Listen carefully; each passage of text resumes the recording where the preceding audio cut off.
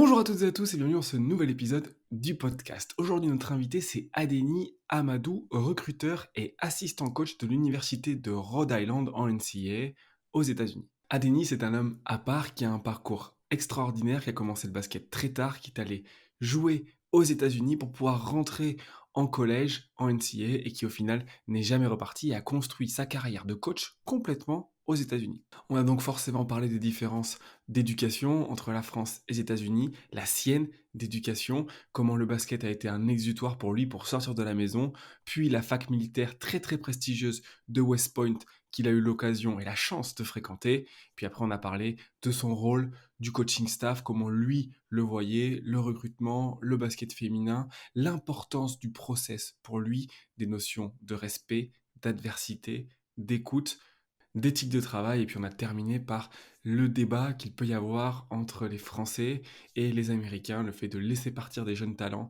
à l'étranger. On va voir qu'Adeni, lui, sa vision, c'est plus une vision d'ouverture en tant que personne et pas seulement en tant que joueur. Si cet épisode vous a plu, vous avez l'habitude, mettez-nous un petit pouce bleu, ça nous fera très plaisir.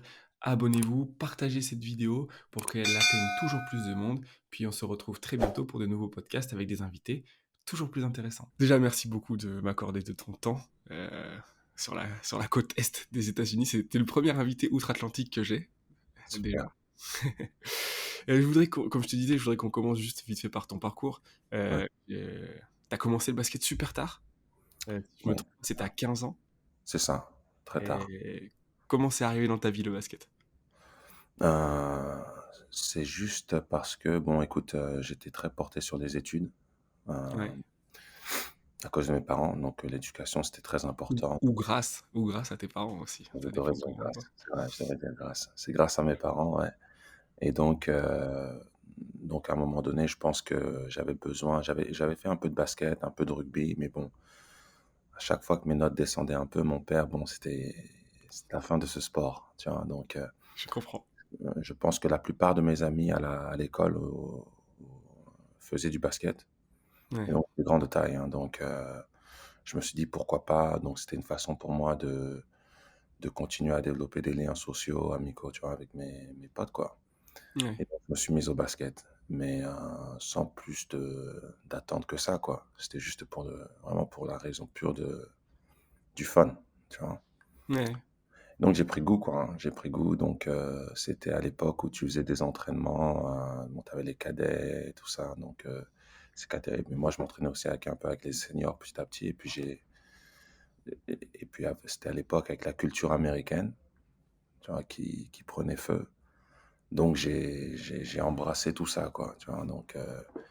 La culture basket américaine, hip-hop, tout ça, c'est venu en même temps. Et Ouais. puis aussi la culture, j'adore l'histoire, l'histoire des États-Unis. Donc tout ça, c'est venu, c'était un amalgame de choses qui sont venues, c'était parfait, le timing était bon, quoi.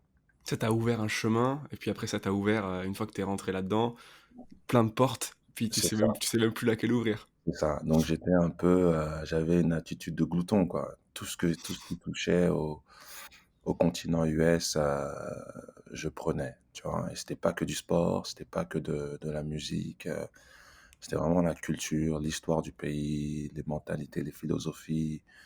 Très Ouais. tôt, j'ai pris ça, et c'était vraiment, ça allait, main dans la main avec mon développement basket, quoi. Voilà. Parce qu'à la base, t'avais aucun lien avec les États-Unis, particulier? Non, pas du tout, pas du tout. Au départ, c'était, bon, je pense que encore, tu sais, j'étais un peu ce qu'on appelle un nerd, hein. J'étais dans les études, et pour mes parents, tu sais, c'est des émigrés, ils viennent du Bénin, donc pour eux, c'était, un un point de vue assez classique, les études sont la voie pour s'en sortir, hein. Ouais, Il y avait les études, il y avait pas trop de sorties avec les potes, mais c'était un autre truc, c'était que pour moi, c'était une façon de sortir de la maison, et donc un autre environnement que l'école et la maison. Ils nous ont élevés de façon assez stricte, hein, donc j'étais à Sartrouville dans un quartier un peu, tendu, hein, donc parce que t'es de région parisienne, je l'ai pas dit, c'est ça, c'est ça. Donc dans la banlieue parisienne, c'était, heu, c'était par souci de bien faire, quoi, qu'ils nous ont élevés de façon assez stricte. Et donc pour moi, c'est une façon de sortir un peu de la maison, hein. Un C'était, exutoire, un petit peu. voilà, c'était le basket, c'était ça, ça me donnait cette possibilité-là. C'était super. C'était 2 heures qui étaient super pour moi, quoi, en fait. C'était très fun. Et Ouais. puis petit à petit, c'est devenu un peu plus que ça? Ou Ouais. ça s'est fait d'un coup, ça s'est fait progressivement Non, ça s'est fait progressivement, tu sais, parce que au départ, c'était vraiment pour le fun. Tu vois, c'était vraiment. Et puis, petit à petit, bon, on te fait monter en espoir, senior, etc. Et puis après, très vite, je suis parti, je me suis fait détecter, je suis parti au Mans, au MSB. Et Ouais, donc, c'est là que j'ai été introduit pour la première fois au basket à un niveau proche du professionnalisme. Donc, le basket comme boulot, ouais, ouais, tout ce que ça veut dire. Donc, la discipline, la responsabilité, d'accord, l'éthique de travail qui vient avec ce genre de, ce genre de statut d'environnement, en fait. Tu ouais. vois, donc c'est là que j'ai commencé à apprendre vraiment que, bon, il y a, il y a une autre étoffe hein, dans ce sport-là, il y a une autre fabrique, il y a une autre façon de faire et c'est pas juste venir à l'entraînement quand tu veux et s'amuser, quoi. Il y a aussi un côté très, très sérieux. Euh, et puis, on voit aussi les rouages derrière, c'est-à-dire qu'il y a plein de gens qui sont investis dans l'organisation d'une équipe, tout simplement. Et j'avais pas accès à ça quand j'étais en département. Je voyais pas ça, en fait. Ouais, je comprends. Un peu moins. Donc, mon éducation basket a pris à continuer à se développer à ce niveau-là, quoi. Voilà. Ouais, bah, les structures professionnelles sont forcément beaucoup plus complexes que les structures associatives dans Tout des à plus fait, petites villes. C'est tout à fait, tout à c'est fait. normal.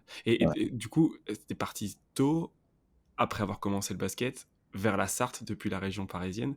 c'est C'était ça. aussi un exutoire pour toi de sortir de la maison? Oui, enfin, pour moi, je voyais ça comme ça. Pour moi, c'était super. Bon, tout est arrivé très vite. Donc, Ouais. quand tu es très jeune, et, et, et, et le truc avec moi, c'est que moi, c'est une chose que j'encourage nos joueuses, nos joueurs ici à faire souvent, c'est que je rêvais beaucoup. J'avais beaucoup de rêves. Euh, et j'étais un rêveur très prolifique. Je rêvais énormément. Donc, quand tout ça s'est arrivé, bon, pour moi, ça nourrissait mes passions, ça nourrissait mes rêves. Hein. Et donc, de partir au Mans, c'était vraiment aussi, ouais, c'est vrai, une forme d'exutoire. Euh, mais je suis quelqu'un de nature, j'ai une âme assez optimiste, assez rêveuse, et donc ça nourrit beaucoup de choses chez moi. Donc, c'est important quand on est jeune de rêver, d'accord? Ça contribue à l'image dont on aura dans notre jeunesse plus tard, je pense. Hein. Et Ouais. donc moi, c'est ce que je me souviens c'est ce que je garde de ma jeunesse. Hein, tu vois, c'est plein de rêves, euh, plein de moments comme ça où je rêvais beaucoup. Et donc, je suis parti au Mans, au MSB, et c'était dans le continuum, dans la continuité de. Continue de Voilà, rêver. voilà, c'est ça. T'es C'est resté ça. combien de temps au Mans? Au Mans, j'ai fait qu'une saison, tu vois, j'ai fait qu'une saison, c'est assez. J'ai fait qu'une saison avec. J'ai commencé, j'ai joué un peu avec les espoirs Ouais. et avec les U18, donc, et puis c'est vrai qu'il y avait Philippe Desnaux au Mans. Et, mais c'est vrai que je suis arrivé au Mans, j'avais pas nécessairement comment dire, les attitudes. Donc, tu vois, tu avais des gamins qui étaient passés par l'épaule, etc. Donc, qui avaient un peu appris comment tout ça, ça marche. Et moi, bon, je venais tel que j'étais, quoi. Donc, avec mes habitudes de gamin de banlieue qui avait joué un basket très rudimentaire, entre guillemets, d'accord? Je Donc, comprends. un basket un peu de rue. Et donc, j'ai dû apprendre beaucoup, quoi. Voilà. Donc, à la fin de cette année-là, j'ai fait un camp qui s'appelait le Nike Camp. Mhm. Et, puis, le Nike Camp m'a permis aussi d'aller. C'est là que j'ai eu l'opportunité aussi d'aller aux États-Unis euh, pour voir comment les choses se passaient outre-Atlantique, quoi. Ouais, C'était presque naturel pour toi qui était rentré dans le monde du basket avec la culture américaine, avec la culture du hip-hop. J'imagine que ça faisait partie d'un des rêves aussi d'y aller, vraiment. tout à fait, tout à fait. Et puis, pour moi, c'était aussi c'était parce que l'expérience au Mans a été positive pour moi maintenant que je regarde avec l'âge, hein, c'était Mhm. positif. Mais c'est vrai qu'à l'époque, ça s'était pas nécessairement très bien passé. ils étaient pas nécessairement contents des habitudes que j'avais tout le temps sur le terrain ou en dehors. J'étais pas un mauvais gamin du tout, hein, mais c'est vrai que juste l'éthique de travail, tu vois, de travailler. Et toutes ces formations, en fait, c'est pour ça que j'ai adoré mon passage, mon évolution, parce que même moment, à l'époque, bon, j'en ai gardé un souvenir assez amer. Mais c'est vrai que quand j'y repense, ça a vraiment, eu un impact très fort sur la façon dont mes philosophies en tant que coach maintenant. C'est-à-dire que d'apprendre à travailler, d'apprendre la discipline, tout ça, ça s'apprend en fait. Ouais. Et il y a une façon de l'enseigner, etc., etc. Et donc j'ai appris tout ça un peu, tu vois, au fil du temps. Donc ça, c'était un passage important dans mon apprentissage de la vie en fait, tu vois, plus que du basket. Donc après je vais aux États-Unis, c'est ça. Ouais. En plus, la discipline de travail, c'est pas un truc universel où tu as une discipline de travail, par exemple, dans les études et qu'elle va se transférer au basket. C'est qu'il faut apprendre comment tu travailles dans le basket, c'est quoi être un professionnel. C'est pas évident au premier abord, hein, ce que ça veut dire vraiment. Tout à fait. Et puis même, j'irai un peu plus loin parce que ce que j'ai réalisé plus tard quand je suis arrivé au Mans, c'est que j'étais, j'étais capable de travailler dur. Mais c'est ce qu'on Mhm. dit ici à nos joueuses ici aussi, c'est there's a difference between working hard and competing. Donc, il y a une différence entre l'éthique de travail et le sens de la compétition. Ouais. Il y a des gens qui bossent dur, mais qui ne savent pas, ça se dit compétir en français? Non, qui ne savent pas. Oh, ça se traduit pas comme ça, mais ouais, quand dans les moments difficiles, quand il faut vraiment être là dans le duel, ouais, ils sont pas euh, forcément là. Et ils bossent dur, mais l'instinct de compétition, c'est différent. Tu vois? Et Ouais. ça aussi, ça se développe d'une autre façon. Tu vois? Et donc, tout ça, c'est un apprentissage qui s'est fait petit à petit et puis pour moi, tout s'est fait à petit feu, quoi. Ah ouais, je comprends. Ouais. Donc Bah, c'est après, beaucoup d'infos en même temps, hein, donc après, faut ça, prendre le temps aussi de processer. tout à fait, tout à fait. Donc après, je vais aux États-Unis, je vais à Portland, et donc c'était pour le Nike Camp. Et puis là, je vois le monde dont j'ai toujours rêvé, en fait.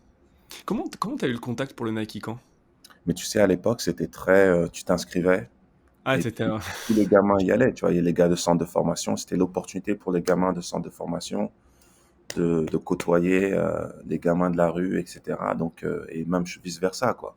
ouais, Ça, tu commençais, il y avait 2 journées, 2 ou 3, il y a plusieurs journées. Et puis, je crois qu'il y avait 1000 gamins au départ. L'après-midi, ils en prenaient une centaine.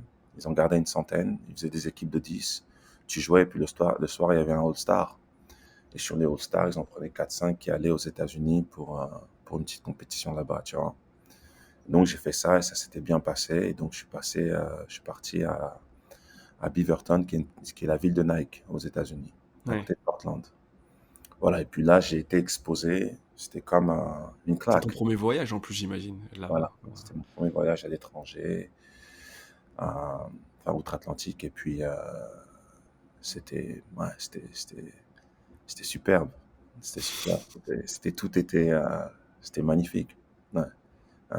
J'en garde encore un souvenir avec mes yeux d'enfant, tu vois, mais tu vois, c'était vraiment, ça m'a choqué sur la gentillesse des gens, la taille de tout, les infrastructures. C'était fou. C'était exceptionnel. C'est des trucs bêtes, hein. Je me souviens, le souvenir que j'ai, qui est assez bête, hein, il y avait une boisson qui s'appelait Sunny Delight, Sunny D, que je ne Du- boirai jamais aujourd'hui, tu vois.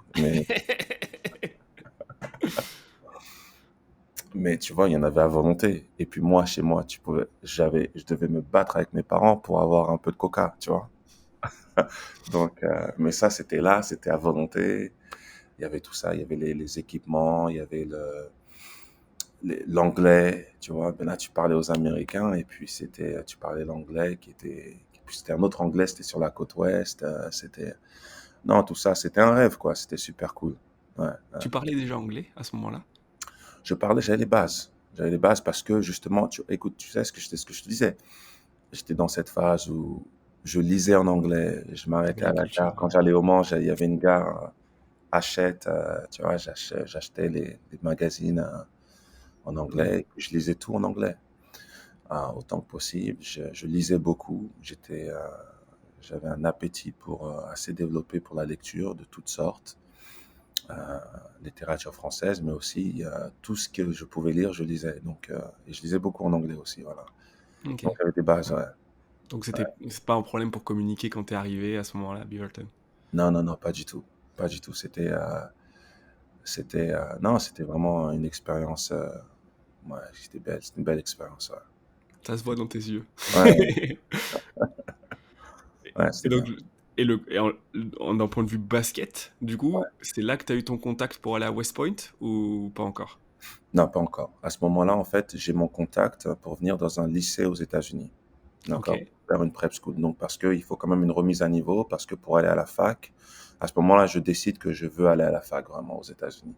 T'as Parce que, fait un petit camp et tu t'es dit, oh là là, j'ai voilà, envie d'y parce que aller. tu vois pas, il y a des scouts, bon, tu vois un peu que c'était un environnement qui était très vaste, Ouais, complexe, et que je ne comprenais pas nécessairement entièrement, mais je voyais qu'il y avait les valeurs m'attiraient en fait.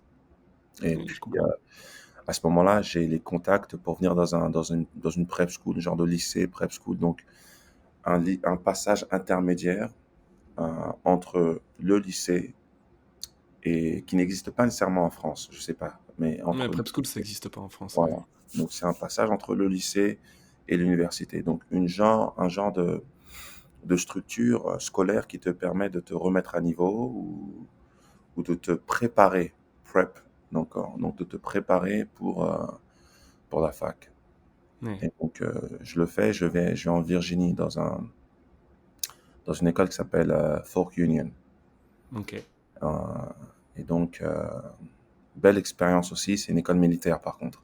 Donc, c'est une école C'était un militaire. choix qu'elle soit militaire ou c'était une coïncidence? Non, l'école est militaire. Tu vois, c'est une école militaire pour tous les athlètes là-bas. Ok. D'accord. Et quand je dis que c'est une école militaire, c'est-à-dire que c'est la discipline du. Donc, c'est un peu, tu te lèves le matin, tu dois serrer tes chaussures, tu faire ton lit d'une certaine façon. Euh, et donc, Militaire. voilà. Donc, il y a des élèves qui ne font pas de sport, mais il y a beaucoup d'élèves aussi qui font du football américain et qui ont, comme moi, le rêve d'aller à la fac. Ouais. Et donc, qui sont recrutés de cet établissement-là. Et donc, j'ai fait 2 ans là-bas parce qu'il fallait une remise à niveau scolaire qui était quand même assez assidue. Donc, c'était complètement différent de ce que j'avais pu faire en France. Et donc, ça m'a pris 2 ans. Et après est venue l'opportunité d'aller à West Point. Voilà, donc Quand tu dis que c'est complètement différent, dans quel sens? bon, déjà, Là, c'était la forme des cours, c'était le la forme des contenu. cours est différente dans le sens où, euh, bon, déjà, commençons par le fait que c'était la langue, hein, sur un point de vue linguistique Déjà. purement. Ouais. Je savais parler anglais, j'avais des bases, mais c'était une autre chose de pouvoir étudier donc, à la fin de la première année, j'avais les bases pour aller dans une fac lambda, normale, mais j'avais pour aspiration, je voulais aller dans une fac qui était quand même de réputation scolaire assez élevée. Et donc, j'avais besoin d'une autre année pour étudier. Donc, il y a un examen pour entrer à la fac qui s'appelle le SAT. Ouais. Et donc, il faut un certain score. Donc, je n'avais pas le score. Donc, j'ai continué. J'ai pris une année de plus pour parvenir à un score beaucoup plus élevé qui me permettrait d'entrer dans les facs que je voulais rentrer, dans lesquels je voulais rentrer. Et donc, mais sur un point de vue, c'est différent sur un point de vue, la forme des classes, par exemple. C'est beaucoup plus interactif. Donc, c'est pas le prof dicte et l'élève écoute. Ouais. C'était un rapport, un relationnel où le professeur est constamment en train de te questionner. C'est ce qu'ils appellent back and forth. Donc, c'est Ouais. un retour, quoi, tu vois. Et donc ça, j'ai dû m'habituer à ça parce que j'étais quand même assez timide, je n'avais pas très confiance en moi au niveau de la langue. Donc tout ça, j'ai dû apprendre en fait, hein. Donc voilà Ouais, je quoi. comprends. Ouais, Mais c'est difficile en plus pour nous Français dans la façon dont on est éduqué. Tu vois, j'ai eu la chance de servir de prof il y a pas très longtemps. ouais, Et, et du coup, pour moi, l'éducation, c'est aussi ça. C'est faire réfléchir. Donc j'ai essayé de les faire réfléchir. Ils avaient 18 ans. C'est ouais, super compliqué pour eux. C'est difficile, ouais. Et pour nous tous, hein, moi je pense qu'à cet âge-là, j'aurais pas été capable de faire ça. Ouais, De Non, c'est pas juste tu reçois, c'est que tu es actif, tu réfléchis, tu essaies de ah, c'est compliqué quand on a mais juste parce qu'on n'est pas habitué, hein. c'est ça, c'est une question d'habitude et bon, les gars avec qui j'étais en cours, bon, ils le faisaient depuis le lycée. Tu vois? Mais pour moi, c'était complètement différent, tu vois? Donc Ouais, j'arrive en cours et puis le prof est tout le temps en train de te poser des questions et en train de te demander de répondre, de réfléchir, et cetera. Et donc ce n'est pas tu pas juste assis à écouter et à prendre des notes. C'était vraiment très interactif. C'était des classes, et puis c'était aussi vraiment des classes essentielles. Donc c'était des classes vraiment, il n'y avait pas de temps pour des classes arts plastiques. C'était c'était que des classes, c'est économie, donc c'était anglais, mais vraiment un gros niveau d'anglais, et histoire géo, donc l'histoire des États-Unis. Donc tout ça, c'était des matières quand même, c'est des gros morceaux. Et donc moi, il fallait que je suive le cours, je rentrais, je revoyais le cours en français, j'avais mon dictionnaire à côté, et je devais traduire les mots que je comprenais pas, mes notes. Donc c'était beaucoup de travail en dehors du basket, en ouais, dehors de l'école, pardon. Et donc ça prenait un peu plus de temps. Et donc pour rédiger les papiers, c'était une autre chose, hein. C'était aussi beaucoup de travail. Mais bon, j'en garde un bon souvenir quand même parce que encore j'étais dans ce mode j'avais faim de la culture, tu vois. Donc pour moi, j'apprenais sur le pays, l'environnement, etc., etc. Donc c'était encore, je l'ai pas, j'en garde pas un mauvais souvenir du tout. ouais, Si je à refaire comprends. aujourd'hui, je pense pas que je le referais, hein, mais c'est vrai que j'ai trimé, mais à l'époque, quand je le faisais, je trouvais ça très riche. Ouais, Ouais, je trouvais ça très riche. Voilà. je comprends. Ouais. Et la seconde année, par contre, là, tu as eu tes SAT et tu as pu aller du coup à West Point. Voilà. Donc West Point, c'est l'équivalent de Saint-Cyr en France. Ouais, Tu vois. Donc chaque année, ils laissent rentrer 4 ou 5 élèves de pays différents. Donc j'ai une chance inouïe. J'avais un oncle qui était à l'UNESCO et aux Nations Unies. Et on est passé par ça. On n'est pas passé par le gouvernement français. Généralement, il faut l'aval d'un gouvernement, d'accord, hein, qui va sponsoriser euh, pour entrer dans ce genre d'établissement.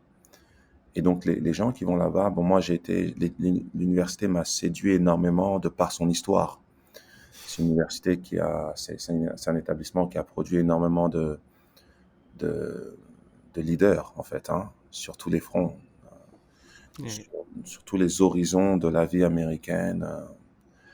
C'est une université qui a nourri constamment sur un point de vue leadership, hein, donc des hommes militaires, des présidents, des hommes politiques, des hommes d'affaires, d'accord. Donc, j'ai toujours été séduit par ce côté historique et vraiment prestigieux de cette université-là.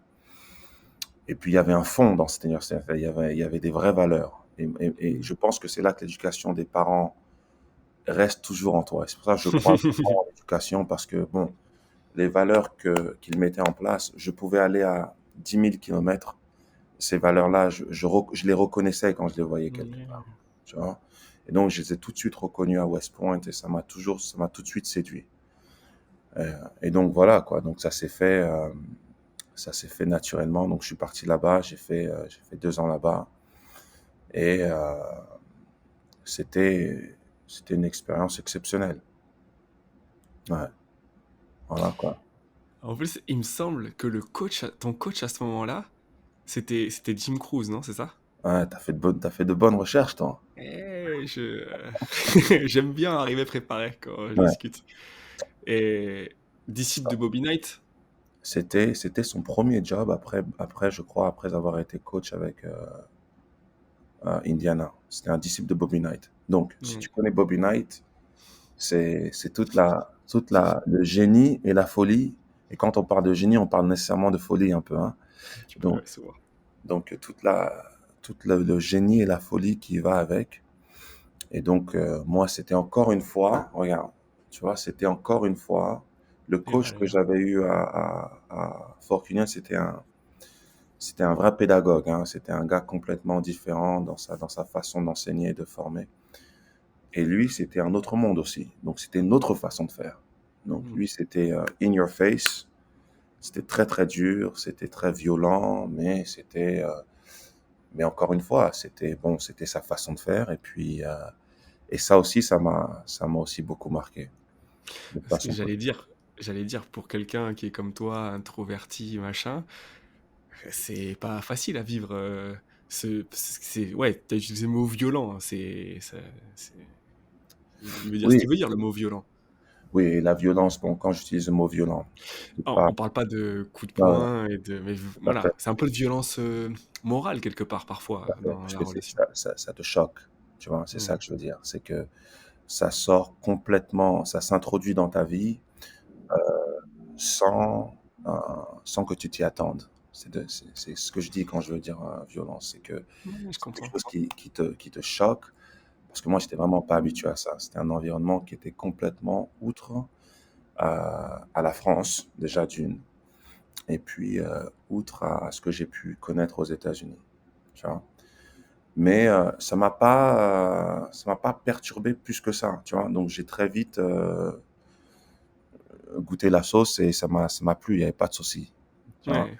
Euh, j'ai eu du mal avec le fait qu'on perdait beaucoup de matchs parce que c'était quand même sa première année là-bas. Il avait amené 11 freshmen. Donc freshmen, c'est les étudiants de premières années. Il y avait 11 freshmen, donc c'était une équipe qui ne gagnait pas énormément. Donc on a eu beaucoup de mal au départ. Et puis pour eux, vraiment, le basket, c'est pas la chose la plus importante. Tu vois, ils sont en Ouais. train de former des hommes qui, dans 2, 3 ans, vraiment, vont parfois se retrouvent sur le front à la guerre. Mmh. Tu vois, donc c'était un environnement très sérieux, très sérieux. Et pas que les environnements dans lesquels j'étais n'étaient pas sérieux, mais c'était une Une autre autre forme de, voilà. Et donc, c'était bien aussi, hein, tu sais, moi, je prenais tout ça comme, ça faisait partie de mon éducation. Et, et tu vois, tout ça, en fait, et beaucoup d'adversité dans tout ce que je te dis, beaucoup d'échecs. Et ça, c'est une valeur, tu vois, quand, là, tout à l'heure, j'ai un appel avec les parents de nos joueuses qui ne jouent pas beaucoup. Et, et c'est de ça que j'essaie de parler aux parents, aux enfants. Et c'est ça qui est difficile de nos jours, c'est que les parents de nos jours essayent de protéger, par souci de bien faire, de protéger leurs enfants. Ils essayent d'enlever du monde de leurs enfants tout ce qui fait mal, tout ce qui est dur, tout ce qui est difficile, toutes ces choses qui font de toi une meilleure personne, en fait. Tu vois? Et moi, mes parents, quand j'y repense, mais c'était la galère, hein, ces moments-là. Quand j'étais au Mans, c'était pas facile. Quand j'étais à Fort Union, c'était pas facile, c'était difficile. Là, c'était encore plus difficile à West Point. Mais mes parents, pas une fois, n'ont appelé le coach ou, tu vois, les coachs avaient, parce que, et je pense que de là, ça a développé chez moi une forme de carapace, je sais pas, peut-être, ou une philosophie certainement de vie. Les choses tout est dur dans la vie, en fait. Et donc, tout est dur et tout est difficile d'une certaine façon. Il faut avoir une certaine empathie pour ça, mais il faut savoir que les choses, parce que les choses sont difficiles, il faut savoir aussi que il faut continuer la chose. Il faut avoir certaines valeurs auxquelles tu t'accroches et, ces valeurs vont éventuellement t'aider. Jamais se focaliser sur les résultats, en fait, sur la fin, sur la destination, mais vraiment sur ton processus, sur ton process. Et moi, pendant tout ce temps-là, j'ai juste été juste dans le process et j'essaie de devenir un- de parfaire mon éducation, de parfaire mon basket, de mon apprentissage, de mon éducation. Et c'est ce que j'avais en tête tout le temps. C'était jamais le résultat, en fait. Tu vois? Et donc, ça m'a permis un peu de gérer ces moments-là, en fait. Mais c'est vrai que si j'y repense, si j'avais été dans ces environnements-là avec la mentalité que peut-être certains de nos enfants ont, parce que maintenant, on leur donne beaucoup, tu vois. Euh, l- L'environnement qu'on a maintenant n'est- n'est- ne prépare pas nécessairement nos jeunes pour le monde, tu vois, compétitif. parce qu'on leur donne beaucoup très tôt, tu vois?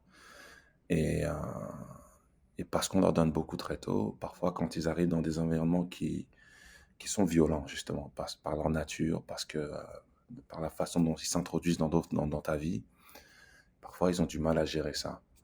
Et donc quand je repense à mon temps à West Point par exemple, c'était très difficile. J'ai fait 2 ans et après je suis parti parce que pour moi mais quand j'y repense, c'est un environnement où j'aurais dû rester un peu plus longtemps peut-être et finir. Heu, mais la meilleure peut-être une des meilleures expériences de ma vie parce que, c'était justement complètement différent dans la forme et dans le fond de tout ce que j'avais pu vivre jusqu'à maintenant, en fait. Ouais, jusqu'à ce point-là. Je Mmh, comprends. ouais. Et pourquoi t'es parti du coup? Ouais, c'est ça, en fait, c'était très immature, hein, de ma part parce que en fait, c'était pour le basket, hein, tout simplement. Tu J'étais voulais pas jouer content. plus?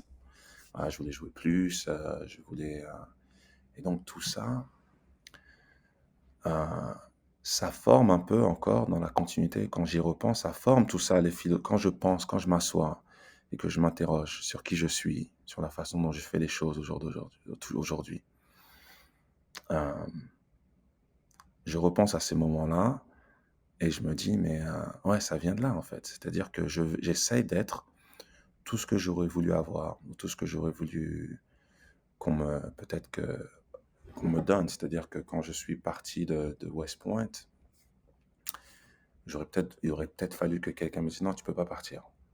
Tu vois? Ouais. Tu restes et mes parents étaient loin donc pour eux, ils m'ont donné beaucoup d'autonomie sur ce point de vue-là, de prendre les décisions telles que je les sentais, mais on en parlait, on en discutait énormément, bien entendu. Mais c'est ce que j'essaie de faire avec nos jeunes ici. C'est-à-dire qu'il y a des enfants, peut-être qui vont pas jouer tout de suite. Et c'est pas grave. Il y a un processus, on va se focaliser sur ça, on va s'investir, on va se noyer dans le process. Et on va pas penser à la destination. On sait vers quelle destination on va aller. La destination, on connaît la destination, on connaît la direction, mais on va se noyer dans le processus, tu vois. Ouais. Et de temps en temps, lever la tête et regarder, OK, on se rapproche de la côte et repartir, replonger et s'immerser encore de nouveau. Tu vois, tel un sous-marin un peu. Et donc, j'essaie d'être ça maintenant parce que c'est vrai que quand je repense à ces expériences-là, heu, c'était important bon, je regrette pas hein, parce que ça m'a donné ce que j'ai aujourd'hui. J'adore ce que je fais, vraiment, hein. Heu, mais je me demande souvent ce que ça aurait été si j'étais resté jusqu'à la fin parce que c'était vraiment une école exceptionnelle, tu vois? Mmh. Voilà. Ouais, je peux pas être plus d'accord avec toi que tout ce que tu viens de dire. D'ailleurs, si, le nom qu'on a donné, c'est process, c'est aussi pour ça, parce que c'est tellement, tellement, tellement important et c'est tellement facile d'oublier C'est ça, aussi, c'est quand ça. c'est toi qui es dans le sous-marin. Ouais, exactement. Parfois, Ouais, voilà, mais c'est ouais c'est et je sais dommage. pas si vas-y, pardon, excuse-moi. Dis-moi, excuse-moi. J'allais juste te dire, je sais pas si c'est immature comme décision, parce qu'en même temps, quand t'es jeune, que t'as cette énergie-là, que t'as envie de croquer à pleines dents, C'est ça. tu peux pas réfléchir tant que ça. Enfin, il faut que les gens t'aident autour, mais tu peux pas réfléchir dans l'éthique, dans la discipline, dans il faut, ça va m'aider. C'est dur et t'as envie de choses qui, ouais, que à 19 ans, t'as envie d'avoir et c'est pas immature, c'est juste ouais, naturel entre guillemets. C'est ce qu'on Ouais. t'a envie maintenant, quoi. Mmh. Et Mmh. faut pas trop se flageller. Enfin, je sais que tu le fais pas, mais faut pas trop se flageller non plus pour les décisions qu'on a prises à ce moment-là, parce qu'à ce moment-là, c'était peut-être aussi ce dont tu avais besoin, toi, de te donner une chance que si tu te l'étais pas faite, peut-être que tu l'aurais regretté, Ouais, ouais. peut-être. Non, c'est bien, tu as beaucoup d'empathie, hein, c'est une belle qualité. Non, c'est vrai parce que, heu, bon, j'en parle un peu avec, il y a peut-être un ton un peu nostalgique, tu vois? Mais, non, je ne regrette pas beaucoup de choses, hein. Hem, parce que ça, c'est vraiment quand je repense à tout ce qui s'est passé, à la chaîne, tu vois, des événements, Mm. je vois que les choses ont eu du sens, en fait. Tu vois? Elles ont pris forme d'une certaine façon. Heu, mais c'est vrai que, heu, ça quand on parle du rôle de l'entraîneur, Et moi, je vois un entraîneur comme un éducateur, tu vois? Donc, comme quelqu'un qui peut plus qu'un éducateur même, quelqu'un qui est là pour, c'est vraiment pour moi, c'est la fonction première dans le métier. C'est vrai qu'on parle de compétition, mais tu dois être, l'éducation pour moi, c'est important et chacun a sa définition, hein, donc j'essaie pas d'imposer cette définition à qui que ce soit. Mais pour moi, c'est comme ça que je le vois et c'est à cause de tout ce que j'ai vécu, tu vois? Des chemins que j'ai pu prendre et parce que parfois quand tu es à cet âge-là, quand je dis que c'est immature, c'est que dans le sens où tu ne comprends pas, tu ne vois pas, tu as un manque de point de vue, d'accord? Et parfois, tu as besoin de quelqu'un qui va te donner un point de vue différent, Ouais, qui va te montrer qu'il y a d'autres points de vue. Parce qu'à cet âge-là, ce point de vue, c'est ton monde, en fait, tu vois? Et je donc, suis d'accord. si tu as un coach ou un entraîneur, ouais, si tu as un entraîneur qui peut te montrer ça, qui peut être connecté avec toi sur ce point de vue émotionnel, hein, en fait, en fin de compte, ça fait de toi un meilleur joueur. Parce que ça te permet de gérer de l'adversité de façon autre, en fait, hein, que si tu es tout seul. Tu peux toujours gérer l'adversité, mais c'est différent, c'est difficile, tu vois? C'est ça. Et donc, quand j'ai fini, en fait, tout ça, quand il était temps de choisir et de décider, bon, je sais même pas si je me suis assis et j'ai décidé: «Je vais être coach», ça s'est jamais passé comme ça, d'accord? Mais quand tu prends le temps de réfléchir sur qui tu es et où tu vas et où tu es allé, c'est ça que je me dis, c'est que faut que je sois tout ce dont j'ai peut-être pu manquer, tu vois? Donc, heu, tout ce que j'aurais voulu avoir peut-être.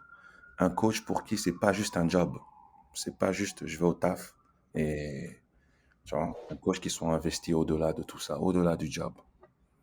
Dans la transmission. C'est ça, c'est ça. Est-ce que c'est juste une transaction? Donc je te donne, tu me donnes ou bien, c'est quelque chose d'autre, tu vois? Mmh. Voilà, voilà. Donc je quitte West Point et après j'essaie d'aller à l'université de Pennsylvanie. Donc ça se passe pas à cause de règles NCAA et je vais dans cette petite fac-là, à UP, Indiana University of Pennsylvania. Et là, je fais mes années là-bas et ça c'était une division 2, d'accord? Parce que je voulais jouer tout de suite à ce moment-là, je voulais juste, retrouver les sensations que j'avais au départ, donc de jouer et juste de prendre du plaisir. Donc un niveau, heu, toujours très compétitif parce que c'était une très bonne fac à ce niveau-là, mais un niveau où, je savais que j'allais jouer en fait. J'aurais l'opportunité, ils avaient besoin de mon profil, voilà. Donc et ça s'est fait comme ça, mais là, c'était une autre j'ai découvert une autre Amérique. Donc c'était pas aussi sérieux. West Point, c'était comme je te disais, c'était très sérieux, c'était très on te prépare pour, heu, le plus haut niveau de «leadership» entre guillemets, n'est-ce pas? Et ça, Mmh. on te prépare pour à UP, on te prépare pour le leadership aussi parce qu'il y a du leadership à tout niveau, partout, dans tous les horizons de la vie, heu, mais dans le sens d'une autre façon, tout simplement. D'accord? Donc là, c'était, la vie américaine à la fac telle que tu la vois dans dans Les les, films, dans les dans les films séries, et cetera. Donc c'était un autre monde encore. Donc ça, c'était violent aussi d'une autre façon. C'est-à-dire je comprends. que là, tu vois une autre Amérique, tu vois une autre façon de vivre et cetera. Voilà. Et tu joué. Et j'ai joué, donc c'était très bien, donc ça s'est très bien passé et puis donc à la fin de ma carrière là-bas, donc j'avais le choix, donc soit de rentrer en France et de jouer et puis j'avais aussi j'avais été a on m'avait j'avais été accepté pour aller faire mon master's à l'université de Syracuse, tu vois? Pendant une année. C'était un master d'un an. On m'avait donné une bourse pour le faire et puis donc j'avais cette opportunité-là. Donc je me suis dit: «Pourquoi pas le faire? Pourquoi pas essayer d'obtenir mon master's en un an et après aller jouer?» Donc j'aurais fini complètement mes études et après je pourrais me consacrer à plein temps sur ma carrière pro, quoi. Et je suis parti à Syracuse et c'est là que l'apprentissage basket coach a commencé, en fait, tu vois? Heu, d'abord avec les garçons et ensuite, un passage chez les filles, et je suis resté chez les filles, quoi. Voilà. Puis Voilà. c'est pas mal comme fac Syracuse pour le basket, en plus. Ouais, ouais, tu parles d'éducation, basket, hein, c'était super. C'était vraiment bon, là, tu vois,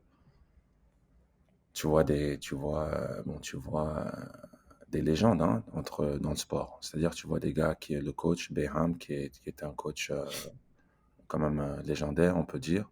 Ah oui, on peut dire. Tu vois, il y a des joueurs en entraînement qui plus tard vont en NBA, qui ont de belles carrières en NBA. Et puis, il y a toute une histoire aussi. Donc, moi aussi, j'arrive avec des grands yeux là-bas, des grands yeux et de grandes oreilles, tu vois. Et je veux tout écouter, je veux tout voir. Parce qu'il t'avait proposé un master. Alors c'était du journalisme, c'est ça, toujours?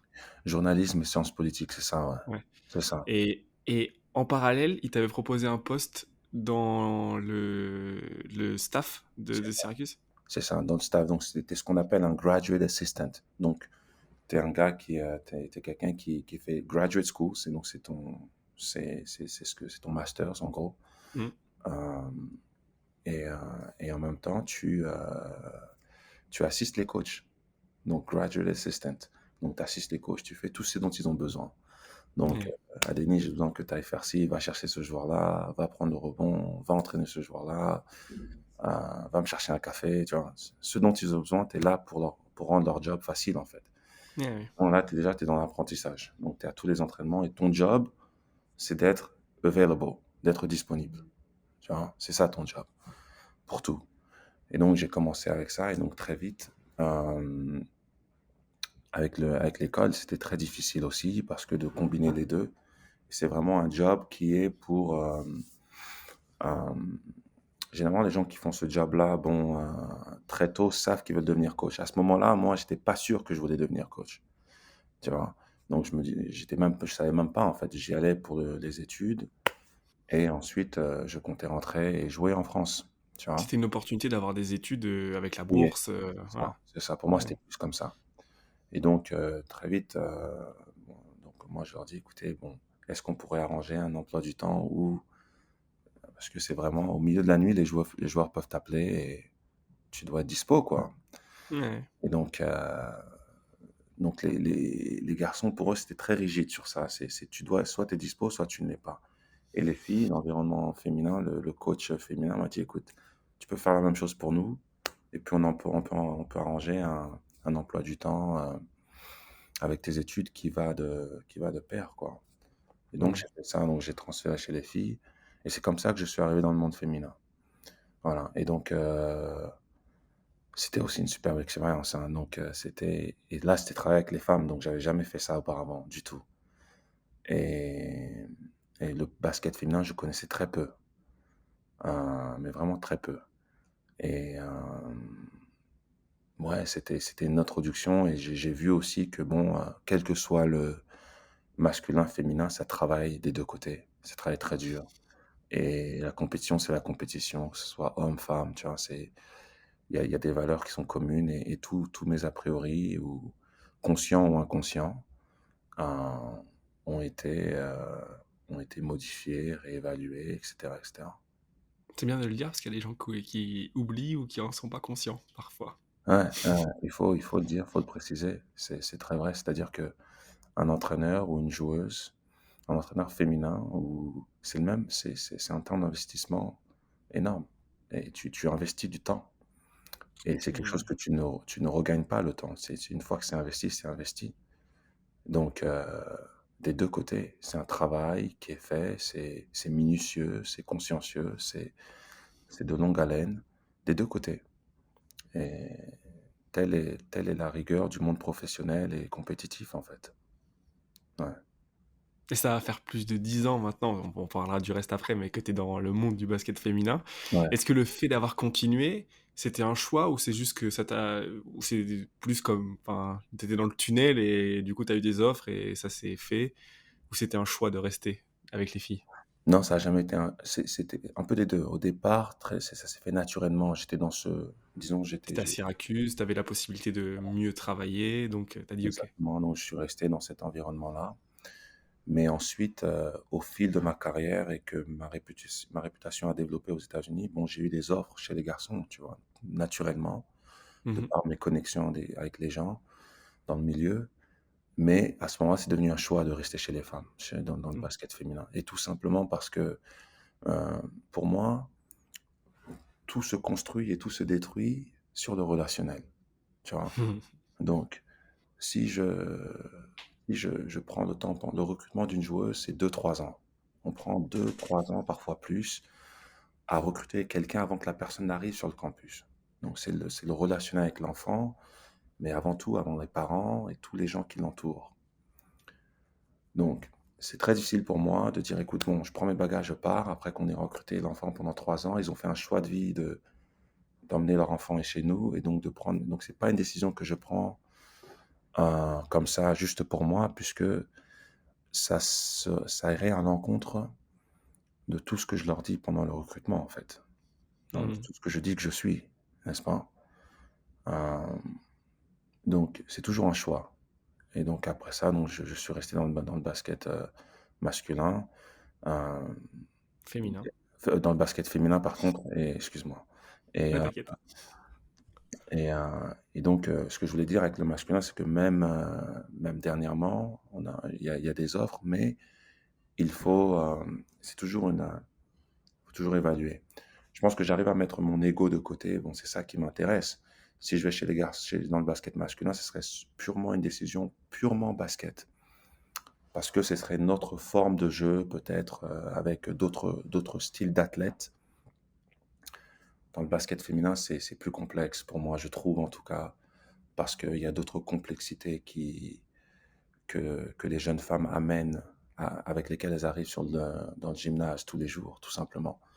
Euh, et donc qui peuvent affecter aussi leur façon de jouer ce jour-là. Et donc, pour moi, ça m'a rendu juste une meilleure personne, hein, d'entraîner les jeunes femmes, je pense. Euh, Parce qu'il y a toute une dimension psychologique que j'ai dû apprendre, que j'ai dû apprendre à reconnaître d'abord, avant d'apprendre à gérer, d'apprendre à reconnaître ça, d'apprendre à le gérer. euh, et puis, tu apprends beaucoup sur toi-même, en fait, et sur la raison pour laquelle tu coaches, tu vois. Parce que les jeunes filles qu'on a, nous, les jeunes filles qu'on a, si c'est purement basket, ça va être très difficile de les amener là où, parce qu'on ne reçoit pas, enfin, c'est une bonne fac, on a une bonne fac, mais on n'est pas dans le top 5 américain non plus. Mmh. Donc, il y a un gros travail de développement humain qui doit être fait, tu vois. Et donc, Tu l'as développée en tant que joueuse, mais en tant que femme, c'est tout ça, simplement. c'est important. Donc, tu dois avoir une partie qui est, euh, entre guillemets, les gens diront féministe, hein. Tu dois être, tu dois reconnaître certaines choses, tu dois être ouvert, tu dois faire preuve, kindness. Comment on dit ça, kindness? Gentillesse, Plus que ça. Euh,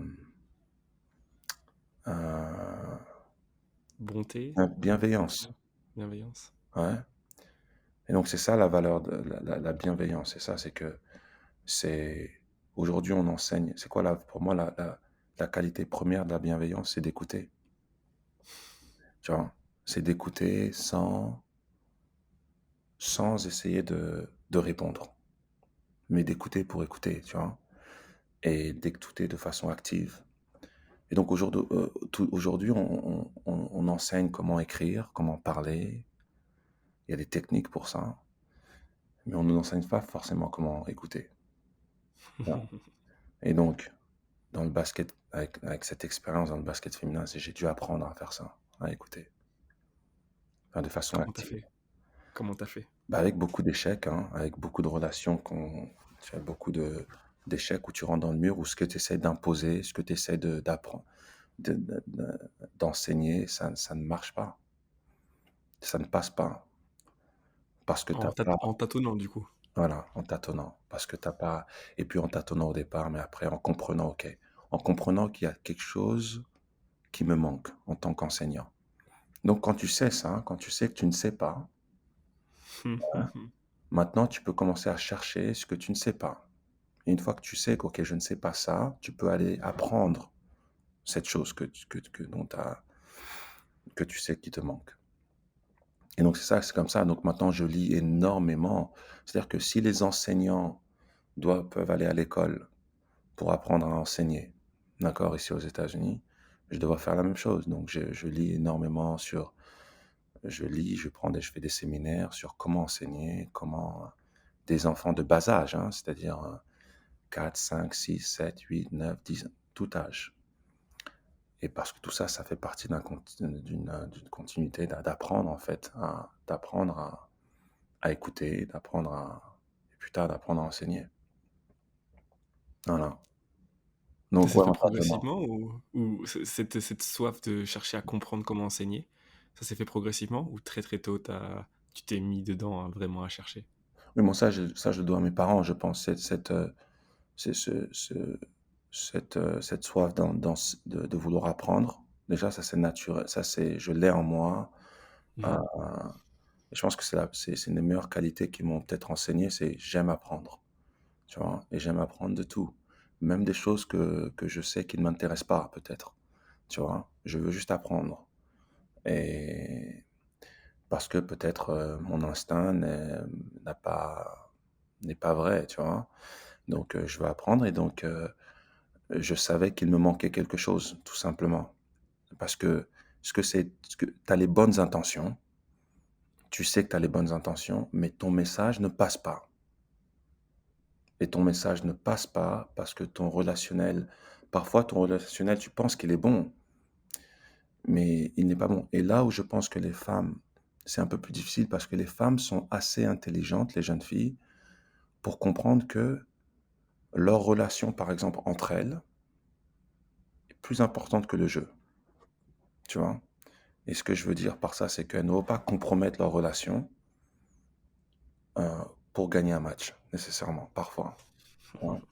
En tout cas, à la fac. Je ne sais pas nécessairement avec les pros.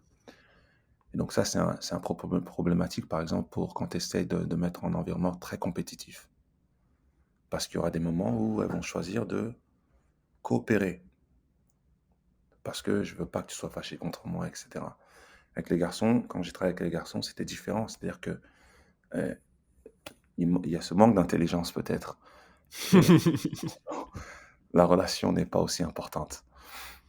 Tu vois, le jeu est plus important que la relation. On prendra Ouais, soin de la relation plus tard, une fois qu'on sera sorti du terrain peut-être. Tu vois. ouais, je comprends. Et donc ce sont des trucs comme ça que j'ai dû apprendre à voir. Ok, et, euh, mais donc c'est ça, c'est d'apprendre à écouter. Mais je ne les écoutais pas au départ. Si je venais avec mon ego et ce que je pensais savoir d'elles et du sport et du monde dans lequel nous vivons, et j'essayais de leur enseigner ça, mais en fait, je leur imposais une chose. Et en fait, il faut savoir écouter. Il faut savoir écouter un peu. Et donc, une fois que tu as juste le process de te voir les écouter, ça crée une confiance, un lien de confiance. Parce que ça part du respect et de la confiance, ces deux choses. Toute relation, hein, pour nous. Quelle qu'elle Mhm. soit, relation professionnelle, amicale, tu vois, tu dois avoir ces deux éléments, la confiance et le respect. Donc, comment est-ce que tu bâtis de la confiance avec une jeune joueuse? Pour nous, c'est passer beaucoup de temps à leur montrer que déjà, on les écoute. Donc, tu vois, c'est une écoute qui est active. C'est pas je t'écoute pour utiliser ce que tu as, pour juste introduire ce que moi, je veux faire en toi. Tu vois. Donc, voilà. Donc, c'est ce que j'ai appris. Donc, naturellement, maintenant, j'ai fait le choix de rester chez les jeunes filles. Euh, les jeunes femmes ici à Rhode Island, par exemple, mais parce que je pense que vraiment, je me sens grandir sur un point de vue enseignement, donc toutes ces choses-là. Éventuellement, peut-être que je ferai autre, hein, je sais pas, mais pour l'instant, je suis là où mes pieds sont, comme on dit. Tu vois? Ouais. Ouais, En plus, parce que j'ai surtout pas voulu t'interrompre parce que tu disais plein de choses super intéressantes, mais c'est marrant, dans ce que tu as dit, tu as parlé de plein de choses différentes. Tu as parlé ouais, de coacher, tu as parlé de recruter, ouais, tu as parlé de travailler individuellement, ouais, qui sont plein d'aspects différents du coaching, qui se transmettent différemment, qui nécessitent pas les mêmes aptitudes, qui Ouais, nécessitent pas les mêmes façons de travailler, de ouais. transmettre aux gens, qui sont des cordes enfin des flèches que tu as ajoutées à ton arc, du coup, petit à petit aussi, ou tu as eu des responsabilités différentes au fur et à mesure de tes différents postes? Comment ça s'est passé? Oui, donc c'est une bonne question parce que ça va me forcer à réfléchir à tout ça, en fait. C'est que je pense qu'au départ, quand je suis arrivé, mon premier job, c'était à l'université de Dayton. Ouais. Donc un très bon coach qui a été un très bon, qui m'a beaucoup appris, en fait. Et avec lui, au départ, c'était juste recruter. Donc il voulait que je recrute. Et, donc j'ai commencé avec le recrutement d'abord. Mais avec le recrutement venait aussi, donc quand tu parles de recrutement, tu parles de relationnel.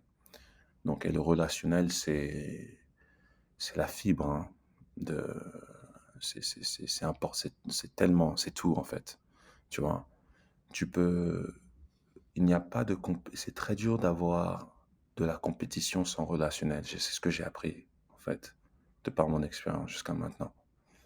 C'est-à-dire que ça peut marcher 1 an, 2 ans, 2 saisons, quelques matchs, mais pour avoir de la continuité, quand tu regardes les grands programmes, les grandes, euh, les grandes dynasties, bon, les Warriors maintenant, les Spurs il y a quelques années, tu vois. Euh, c'est quand on étudie, on voit le relationnel que le leadership a avec chaque membre de l'organisation. C'est de ça qu'on parle. On parle de grands Mm. joueurs, bien entendu, mais il y a beaucoup d'équipes avec de grands joueurs, mais qui n'arrivent pas à gagner chaque année ou de façon constante. Donc, ça a commencé avec le recrutement et ça, et très vite, c'est passé à autre chose parce que toi et moi, on parlait avant que le podcast commence du fait que euh, moi, je suis un peu comme toi dans le sens, je ne me voyais pas dans un job classique, tu vois. Mm. Comme je dis, je rêve énormément, j'aime toucher à tout, j'aime voir de tout, j'aime apprendre de tout. Et donc, le basket, très vite, pour moi, de coacher, ça me permettait de toucher à plein d'aspects différents. Donc, très vite, j'ai demandé plus, en fait, que de coaching. Donc, je voulais avoir un peu plus de responsabilité sur le terrain, la partie tactique et stratégique, technique du jeu, etc. Je connaissais pas mal en termes de développement individuel, donc j'avais commencé comme ça en fait à Syracuse, développement Ouais. individuel, avec les joueurs et ensuite avec les joueuses. Mais donc développement individuel et après recrutement et ensuite est venu l'aspect tactique, etc. Et après développement individuel d'un joueur à la fois ou bien d'un groupe ou d'un collectif, c'est différent. Tu vois, ça requiert d'autres aptitudes et d'autres façons de faire. Donc tout ça, c'est venu petit à petit progressivement, mais j'ai pris mon temps, hein. Et d'une certaine façon, il y a des moments où je me dis, bon, il est temps d'être head coach, mais très vite, je me dis, non, en fait, tu dois être soit très bon dans ce que tu fais là aujourd'hui, et puis viendra ce qui viendra, hein. C'est le projet à terme de devenir head coach?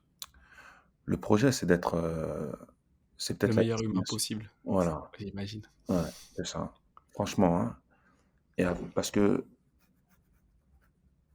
tu vois, et ça, d'une certaine façon, pour moi, hein, personnellement, c'est que rien ne s'est fait de façon rapide. Je n'ai jamais été un gars tu sais, j'ai commencé le basket tard.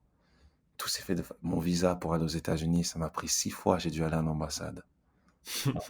Non, c'était tellement stressant. Mais tout ça, ça m'a formaté, en fait. C'est que quand les choses prennent du temps, c'est presque ça me rassure. Tu sais, c'est très bien, aussi très bien. Et ça, Oui. je m'investis un peu plus, je m'immerse un peu plus dans le process. Parce que je ne panique pas en fait, hein. Quand les choses prennent du temps, c'est très bien, il n'y a pas de souci. Donc ça veut dire que tu as l'opportunité de te préparer encore mieux pour l'opportunité quand elle arrive. Parce que parfois les gens veulent l'opportunité, mais quand elle arrive, mais il y a tellement de coachs ici qui deviennent head coach par exemple, et tu perds ton job après 3 ans et tu t'en remets pas et ne recoach plus. Et, et moi, d'une certaine façon, je regarde ma collègue qui a eu son premier job à 50 ans, tu vois, 51 ans. Mais elle était totalement prête, en fait. Donc, le succès on a pris une université qui était classée 345e aux États-Unis, qui là est dans le top 50 américain. Elle a changé. Les gens n'en reviennent pas que cette université qui a toujours perdu, en fait. D'accord, les 30 Ok, dernières maintenant. années. Et là, voilà, donc maintenant, on prétend au top 25, etc., etc. Mais c'est parce qu'elle était prête, en fait. Elle a pris le temps, elle a été assistante, elle a fait, et aussi, elle n'a pas juste beaucoup d'expérience basket, elle a beaucoup d'expérience avec un S dans la vie en général. Elle a fait d'autres jobs. Elle a travaillé dans des bars, elle a travaillé dans des salles de gym, de salles de fitness, elle a fait toutes sortes de jobs. Donc, ce que ça fait, c'est que ça t'apprend à côtoyer des gens différents, qui sont parfois pas athlètes. Parce que c'est pas parce que tu es athlète que tu as une mentalité d'athlète. Ça s'apprend, ça aussi, tu vois. Et donc, ce qu'elle est, c'est qu'elle a cette capacité à pouvoir connecter avec des gens qui sont complètement différents, tu vois, et qui font Mhm. du basket pour des raisons complètement différentes. Parce qu'il y a des joueurs, il y a des joueuses ou des joueurs qui sont pros, mais qui n'aiment pas le jeu. Il y a des joueuses il y a des joueurs et des joueuses qui sont pros et qui aiment le basket, mais qui n'aiment pas s'entraîner. Il y a des joueuses et des joueurs qui sont pros, qui aiment jouer, mais qui n'aiment pas tout l'aspect social et collectif. Tu vois?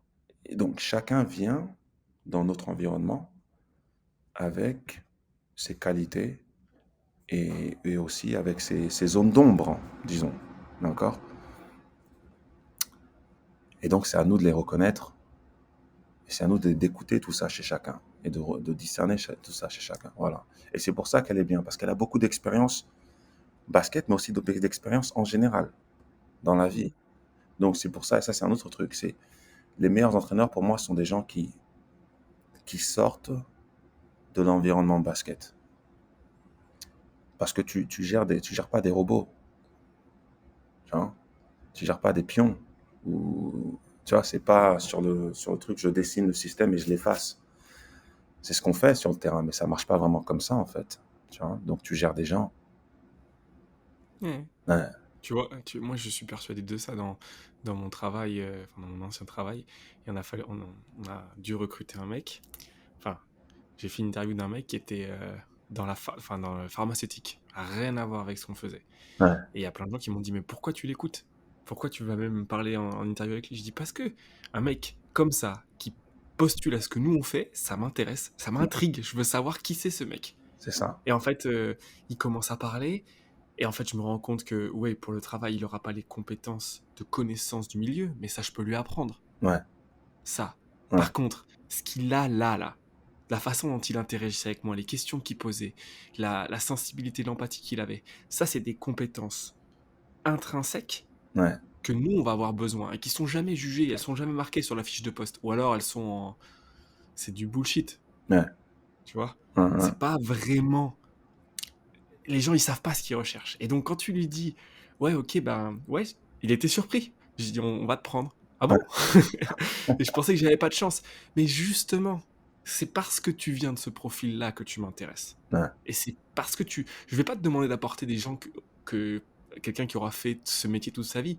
C'est pas possible, tu vas pas pouvoir apporter les mêmes choses. Justement, apporte-moi d'autres choses. tout à fait. Et c'est tellement triste, cette monodimensionnalité, parce que justement, tu perds cette globalité. Et après, moi, tu prêches un convaincu, je suis exactement comme toi. Je suis passionné d'histoire, je suis passionné de journalisme, je suis passionné de tout ce genre de trucs. Donc, plus tu touches à tous ces environnements-là, plus tu comprends des gens différents, plus tu es tolérant et plus à même tu es d'enseigner, de discuter, d'échanger, Tout à fait. Tout à tout fait. ça. Non, c'est très vrai. C'est très vrai. Euh, Parce que le mec, il va t'apporter, en fait, un point de vue qui est tellement à l'opposé, tu vois. Mhm. Euh, que ça va te permettre Moi, c'est comme ça que je vois le truc, hein. C'est-à-dire que tu peux avoir tu sais, c'est très bête, hein. Tu vois, si on a un verre, toi et moi, devant nous, là, tu vois. Peut-être que de mon côté, le verre, tu vois, il y a une certaine image. De ton côté, il y a une autre image. Je te dis non, le verre, il a cette image-là ou cette couleur-là. Tu me dis non, il a cette image-là ou cette couleur-là. Qui a raison, qui a tort, c'est juste des points de vue, tu vois. Et donc, maintenant, ce qu'il faut, c'est trouver des gens qui peuvent t'offrir, parce que c'est ça quand tu essaies de connecter, quand j'ai utilisé le mot gérer, c'était pas le bon mot. C'est quand tu essaies de connecter avec un autre être humain, c'est, en fait, on parle de quoi? D'essayer de comprendre son point de vue dans la globalité. Et c'est très dur de faire ça. Parce que toi, tu te tiens là où tu te tiens et tu peux le voir que d'une façon ou peut-être d'un autre point de vue ici ou là, mais d'essayer d'avoir le point de vue le plus complet possible de cette personne-là pour vraiment la comprendre. Et dans le job, c'est la même chose en fait. Si tu as des gens qui peuvent te permettre de fonctionner, de voir le job tel qu'il est, mais de points de vue différents, c'est mieux. Ouais, je Tu suis vois, d'accord. tu peux toucher plus de joueuses, plus de gens, ou bien tu peux toucher des gens qui vont toucher tes joueuses, qui vont toucher tes joueurs. Tu vois? Ouais, je suis Tu vas t'en d'accord. servir de pivot. Tu vas t'en Ouais, servir de pivot, c'est ça, exactement. c'est ça. Et tu vois, c'est marrant d'avoir cette discussion parce que en termes de recrutement, Ouais. et ça, le recrutement, c'est universel. Vous recrutez des jeunes filles, mais même en termes de pro, c'est un peu la même chose. Est-ce qu'il y a des prérequis basket, c'est une chose, mais émotionnelle, tu vois, des profils de personnes, ou pas du tout? Émotionnel, c'est une très bonne question, hein. Émotionnel, je vais dire les prérequis que nous, on a. Pour nous, je pense qu'il y a 358 universités juste en division 1, tu vois, je crois. En tout cas, plus de 300, bien plus de 300. Et donc, tu auras de tous les niveaux et tu auras pour toutes les personnalités, pour tous les niveaux. Pour nous, par exemple, il est très important que, à part le talent basket, tu vois, on va regarder ça, bien entendu, mais comment est-ce que tu as été éduqué? Quelles valeurs tu as? Donc, est-ce que déjà le respect, c'est important? Donc, déjà, quand on va te recruter, je vais regarder ta façon de te... C'est une des premières choses que je fais, je regarde ton rapport avec ton père, par exemple. Hmm. D'accord? Et moi, ça m'a touché parce que c'est important, ça, de voir comment les gens interagissent avec leurs parents. Parce que déjà, si ta relation avec tes parents est compliquée, bon, c'est la figure d'autorité dans ta vie, etc. Et donc, nous, peut-être qu'il y a un problème là, peut-être, faut qu'on sache en tout cas. Donc, comment les gens, les valeurs que les gens ont, donc comment ils ont été éduqués, ça c'est important. Leur relation avec le travail ou avec le basket. Donc, est-ce que tu aimes le basket? D'accord? Ou bien est-ce que tu le fais parce que tu es grande? Ou bien est-ce que tu le fais parce que tu aimes avoir des amis? Tu vois? Il y a des gens qui font du basket pour des raisons complètement différentes. On va pas te prendre ou pas te prendre à cause de ça, mais on veut savoir. Ce sont des choses qu'on essaie de savoir. Donc pour nous, c'est pas nécessairement qu'il y ait des prérequis, mais il y a des choses qu'on essaye de connaître. Et si on ne sait pas ces choses, on va pas te recruter. Si on n'est pas sûr, Ouais. parce qu'on préfère les savoir, comme ça on peut te coacher en conséquent. Tu vois? Mais on veut savoir. Donc, ta relation avec le travail, est-ce que tu aimes travailler ou pas? Parce que c'est un environnement où on travaille énormément. Donc, toutes ces choses-là, c'est, je dirais, les valeurs humaines, mais pas juste tes valeurs à toi, mais aussi les valeurs des gens qui t'entourent. Parce que si je te coach, Hugo, et que je te dis quelque chose qui ne te plaît pas à l'entraînement, tu n'as pas un bon entraînement, il y a forcément quelqu'un à qui tu vas aller parler de ça, de ton entraînement. Tu sais, le gars, il m'a mal parlé aujourd'hui à l'entraînement, j'ai fait un entraînement de... J'ai pas fait un bon entraînement. Ok? À qui est-ce que tu vas aller parler? Et qu'est-ce que cette personne va te dire? Non, mais écoute, Hugo, est-ce que cette personne va te dire, oui, non, le coach, il fait n'importe quoi, t'as raison, etc. Ou bien cette personne-là va te dire, non, mais Hugo, elle va t'offrir un autre point de vue, ce dont je te parlais quand j'étais à West Point, par exemple. Elle va t'encourager à voir quelque chose d'autre. Non, Hugo, je sais que tu es fâché. Elle va t'écouter, d'accord? Et après, elle va t'offrir aussi un point de vue, peut-être qui est différent. Donc, les Ouais. valeurs des personnes à qui tu te confies, c'est important, en fait. C'est plus important parfois que tes valeurs, dans le sens où euh, cette personne-là va construire ou déconstruire l'opinion que tu as de la situation. Tu vois? Hmm. Puis, Donc, pour nous, le cercle des joueurs est le tellement important et c'est cercle tellement sous-estimé. d'influence, c'est ça. Et nous, on appelle ça le cercle d'influence, hein, c'est tout simplement, on veut savoir ton cercle d'influence, on veut le connaître.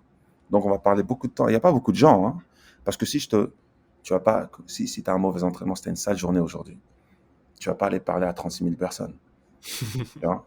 Il y a Clair. quelques personnes ou 2 personnes à qui tu vas aller parler au cours de la semaine de ça. Donc on veut savoir qui sont ces personnes-là. Et si on ne connaît pas ces personnes-là, on ne peut pas te recruter parce que là, on n'est pas sûr en fait. Il y a une donnée qui est importante et on ne va pas prendre de risque dessus. Donc on veut connaître tes valeurs, on veut connaître les valeurs et on veut connaître les gens qui sont importants dans ta vie et on veut connaître leurs valeurs. Quelles sont leurs visions de l'adversité? Quelles sont leurs visions de ton éducation? Qu'est-ce que ça veut dire pour eux l'éducation? Parce que pour certaines personnes, l'éducation, c'est OK, il n'y a pas de problème et tout doit être, comme je te disais, on doit enlever tout ce qui est dangereux, tout ce qui est pour eux dangereux, c'est-à-dire tout ce qui est difficile, tout ce qui est mauvais, tout ce qui est amer. Ouais. Non, nous, c'est pas comme ça qu'on voit l'éducation, tu vois. Donc, on doit être sur la même, on doit un peu, ces valeurs intrinsèques doivent être un peu similaires. Donc, ce sont les qualités qu'on recherche, tu vois, un peu avant dans le recrutement. On passe beaucoup de temps dessus. Donc là, on a un groupe qui est extrêmement différent, 14 joueuses, toutes différentes l'une de l'autre. Il y en a qui viennent africaines, israéliennes, estoniennes, françaises, américaines, Amérique côte Est, Amérique Midwest. Mais les valeurs sont vraiment similaires. Différentes, mais similaires. Elles auraient pu être éduquées par les mêmes parents, tu croirais. Ouais. Tu vois? Donc, dans leur respect des gens, d'autrui, de l'opportunité qui leur est donnée, ça c'est naturel. Tu n'as pas à leur apprendre. Il y a des joueurs, tu dois leur apprendre. Ou des joueuses, tu dois leur apprendre, écoute, à respecter l'opportunité, à respecter les gens et le temps des gens. Avec nos joueuses, on ne veut pas perdre de temps à leur apprendre ça. Je comprends. C'est déjà en elles. Tu vois, elles ont déjà C'est acquis des, ça en fait. Ouais, c'est des belles valeurs. ouais, ouais. Tu vois, donc on va vraiment se focaliser sur ça. Et puis après, le basket, c'est le basket. Donc la même chose. Pour le basket, c'est ce qu'on va regarder. Donc si la joueuse a un certain talent, euh, mais qu'elle a parce que si c'est plus facile pour elle de progresser si elle a les valeurs qu'on a discuté là. Voilà. Avant qu'on lance le podcast, Ouais. un des trucs que tu as dit, c'est qu'il y a des différences dans les styles de jeu également, hein, aux États-Unis en fonction de où sont les universités Ouais. et que c'est pas facile à appréhender. C'est encore moins facile à appréhender pour une Israélienne, par exemple, ou pour une Estonienne qui arrive Ok. aux États-Unis et qui, en plus de sur le terrain, la philosophie est super différente. Tout autour, ce que tu disais toi, tu arrives dans un monde complètement différent. L'Estonie et Rhode Island, c'est deux mondes différents. Tout à fait. Comment tu les accompagnes, j'imagine, vu que c'est toi Ouais. qui les recrutes dans C'est ces ça. processus-là. Ouais. Par où tu commences? Euh, par où tu commences? Tu commences comme tu peux. Et le point de départ est différent pour chaque personne. Tu vois?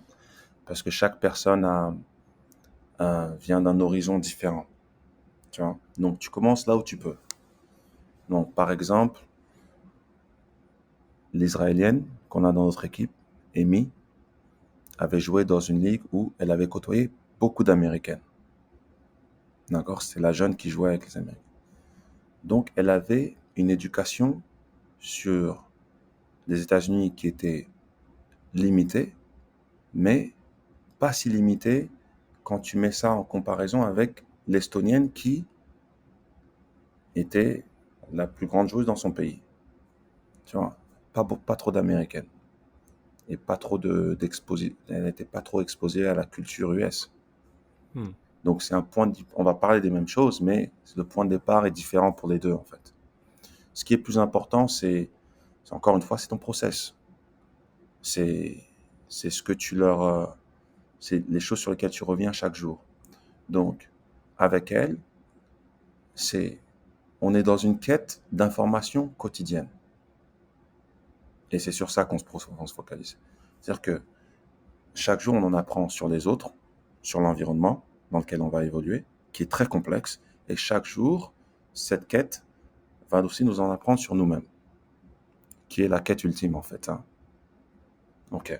So, Donc, avec les styles de jeu, c'est-à-dire qu'on va aller jouer contre des équipes qui sont dans le Midwest, par exemple.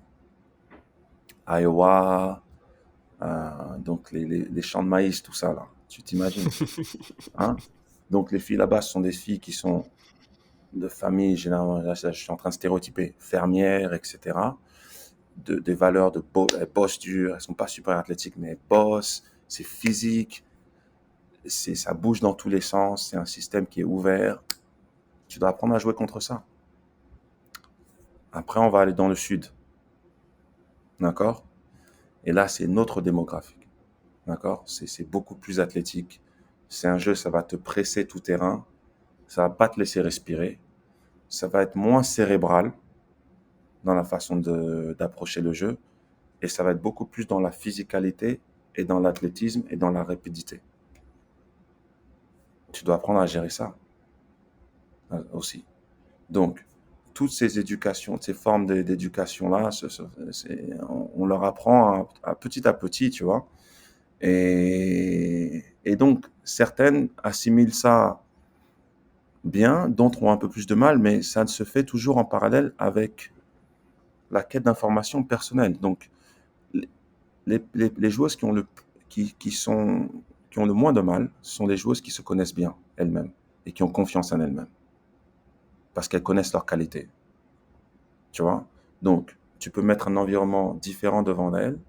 Pour elles, elles vont se raccrocher à leurs valeurs. Parce que, bon, donc les joueuses qui ont un peu plus d'expérience, qui se connaissent un peu mieux, ont moins de mal. Parce qu'en fin de compte, c'est ça la quête ultime, hein. C'est la quête d'avoir des informations sur soi-même. Tu vois, de déchiffrer d'aller dans on parle dans nos zones d'ombre, hein, d'enlever le masque, hein, et de vraiment de se connaître en tant que personne, en tant que joueuse. Se connaître soi-même, c'est tellement important. Ouais. Parce que ça te permet de gérer tout le reste. Tu vois? Donc, le style de jeu, c'est important pour nous, les coachs. Mais quand tu es le joueur, en fait, le plus important quand tu rentres sur le terrain, c'est ta psychologie. Comment est-ce que tu te sens? Hein? Comment tu te sens quand tu approches un match? Comment est-ce que tu te sens quand tu arrives à l'entraînement? Comment est-ce que tu te sens quand tu sors de match, en général? Quand tu sors d'un entraînement? Est-ce que tu en as marre? Quand tu viens à l'entraînement, est-ce que tu appréhendes? Est-ce que tu viens à reculons? Est-ce que tu viens avec de l'enthousiasme? Tout ça, c'est beaucoup plus important pour nous que l'adversaire, tu vois. Mais de savoir vraiment quel est l'état émotionnel, psychologique de nos joueuses quand elles arrivent en contact avec nous ou dans l'environnement qu'on a créé pour elles. Parce que c'est un environnement artificiel, d'accord? C'est un environnement complètement artificiel, mais dans lequel existent des valeurs complètement réelles, complètement vraies, tu vois, complètement nécessaires dans la vie de tous les jours. Tu vois, donc si on enlevait le basket de leur vie, elles trouveraient une autre façon de vivre et d'être heureuses. Mais si on enlève l'apprentissage de ces valeurs-là, la vie peut être difficile, encore plus difficile pour elles. C'est ce que je veux dire. Donc, euh, pour nous, il est plus important. Il y a des styles de jeu vraiment, et ça, c'est vraiment fascinant en tant que coach. C'est plus fascinant en tant que coach que pédagogue, que je pense en tant que joueuse. La chose la plus importante, c'est vraiment de se connaître soi-même et de mettre cette connaissance de soi au service du groupe, Hmm. tu vois, au service de l'autre, tu vois. Parce que là, on est dans un monde où on parle beaucoup de self-care, de prendre soin de soi-même, de prendre soin de soi-même. Oui, c'est important, mais c'est de prendre soin de l'autre aussi est important. C'est de prendre soin de soi-même pour qu'on puisse prendre soin de l'autre. C'est pas prendre soin de soi-même pour prendre soin de soi-même, tu vois. Euh, donc, tu vois, un père de famille prend soin de lui-même, de son travail pour pouvoir prendre soin de sa famille. C'est comme ça qu'on le voit en tout cas. Puis si t'es négatif, toi, ta négativité impacte les gens autour de Tout toi, à fait. nécessairement. Tu vas projeter ça chez les gens, c'est sûr. Ouais. Hein. Donc, pour nous, c'est les styles de jeu sont différents, mais c'est vrai que c'est fascinant. J'ai remarqué ça il y a quelques années seulement, hein. Donc ça fait des années que je suis ici, mais c'est vrai que je me suis dit, mais attends, mais il y a des styles de jeu qui sont complètement différents, et tu vois des philosophies. C'est un continent, les États-Unis. Donc pour un coach, tu te régales. Tu vois, mais c'est fou. Les, les, les façons de faire, les façons de jouer, d'enseigner sont complètement différentes, dépendamment des démographies. Et c'est très prononcé, en fait. Mais pour les joueuses, je dirais que pour nous, le plus important, c'est que, écoute, apprends à te connaître. C'est très difficile. Et une fois, et apprendre à te mettre au service de, parce que tu peux être égoïste sans être, tu peux te comporter de façon égoïste en tant que joueur, sans être vraiment égoïste de façon. Je connais des gens, des filles qui sont euh, très bienveillantes, très à l'écoute des autres, mais dès qu'il y a de l'adversité, C'est plus pareil. c'est plus pareil. Elles sont renfermées sur elles-mêmes. Il y a plus, elles n'écoutent plus les autres, elles n'écoutent plus personne. Il n'y a que toi qui compte. Et ça, c'est une forme d'égoïsme en fait, mais c'est pas malveillant, c'est même pas fait exprès en fait. Mais C'est un mécanisme de défense, je crois qu'on appelle ça. et donc on doit leur apprendre tout ça. Et donc pour nous, c'est dans ça que c'est la matière du métier. Tu vois? Comme on a beaucoup parlé de process, Ouais, euh, les filles sont là, elles arrivent à l'université et puis elles partent. ouais, Je pense par exemple à Marie-Paul Fopossi que tu as recruté, qui était ouais, à Rhode Island et qui maintenant fait une très bonne saison à Tarbes. ouais. Le process, il n'est pas encore fini pour toi quand tu les vois partir? Ou si, et en fait la question qui m'intéresse encore plus, c'est de quoi toi personnellement tu ressors plus, tu prends plus de fierté, tu vois? Ouais. Euh, c'est- des choses, est-ce que c'est de les voir performer ailleurs? Est-ce que c'est de les voir te donner du feedback positif? Qu'est-ce qui toi te fait ressentir le plus de fierté? La fierté vient dans les petits trucs, hein, Ouais, j'imagine. les petites choses. Donc là, elle fait des grosses perfs, mais je ne vais pas te dire que je suis nécessairement, je me sens nécessairement fier quand elle fait des grosses performances. C'est pas ça qui me vient, euh, qui m'envahit, tu vois. Mais c'est des petites choses. Euh, on a une fille qui s'appelle Anaëlle Dutas, une fille membre de l'équipe de France U18, qui est une chose, qui est une rebondeuse exceptionnelle, rebondeur exceptionnel, qui fait tout dans le travail de l'ombre, qui adore ça. C'est sa zone de confort. Et là, on lui parle d'être un peu plus agressive offensivement. Voilà. Et c'est très difficile pour elle. On a d'autres filles, on doit leur parler d'être plus dans le don de soi. C'est l'opposé. Mais pour elle, c'est incroyablement difficile de prendre une action offensive pour elle-même. Il n'y a pas de confiance, c'est trop en dehors de sa zone de confiance. Et ben hier, tu vois, et elle veut pas en fait. Tu vois, tu lui en parles et oui, elle comprend ce que tu dis, mais elle ne veut pas. C'est trop dur. C'est trop dur. Et hier, au cours du match, elle a reçu la balle dans la continuité de l'attaque. Elle a fait une fin de tir. Elle a drivé. C'était un beau drive. Elle a raté le layup. Mais j'ai même pas fait exprès. J'étais tellement content. Tu vois, dans cette petite poche, dans cette petite poche, dans le temps d'un match, cette petite poche de joie, tu vois, pure. Tu vois. Et je lui ai dû lui dire au moins 5 fois au cours du match. Je suis tellement content pour le drive. Tu vois. C'est des petits moments comme ça où tu sens qu'il y a dans le processus, on va dans la bonne direction. Avec Marie-Paul, 6 ans, on a passé tu vois, ensemble. Et avant ça, 3 ans de recrutement. Donc, c'est presque 10 ans que tu connais l'enfant. Tu vois. Et donc là, ce qu'elle fait, c'est très bien. Tu vois. Mais le processus continue, c'est-à-dire que là, je vais rentrer en France. Et donc, on lui parle, etc. On la suit. Mais quand je vais rentrer en France, j'irai voir un match. Bien entendu, on emmènera manger. L'été, elle peut revenir, s'entraîner. Tout continue.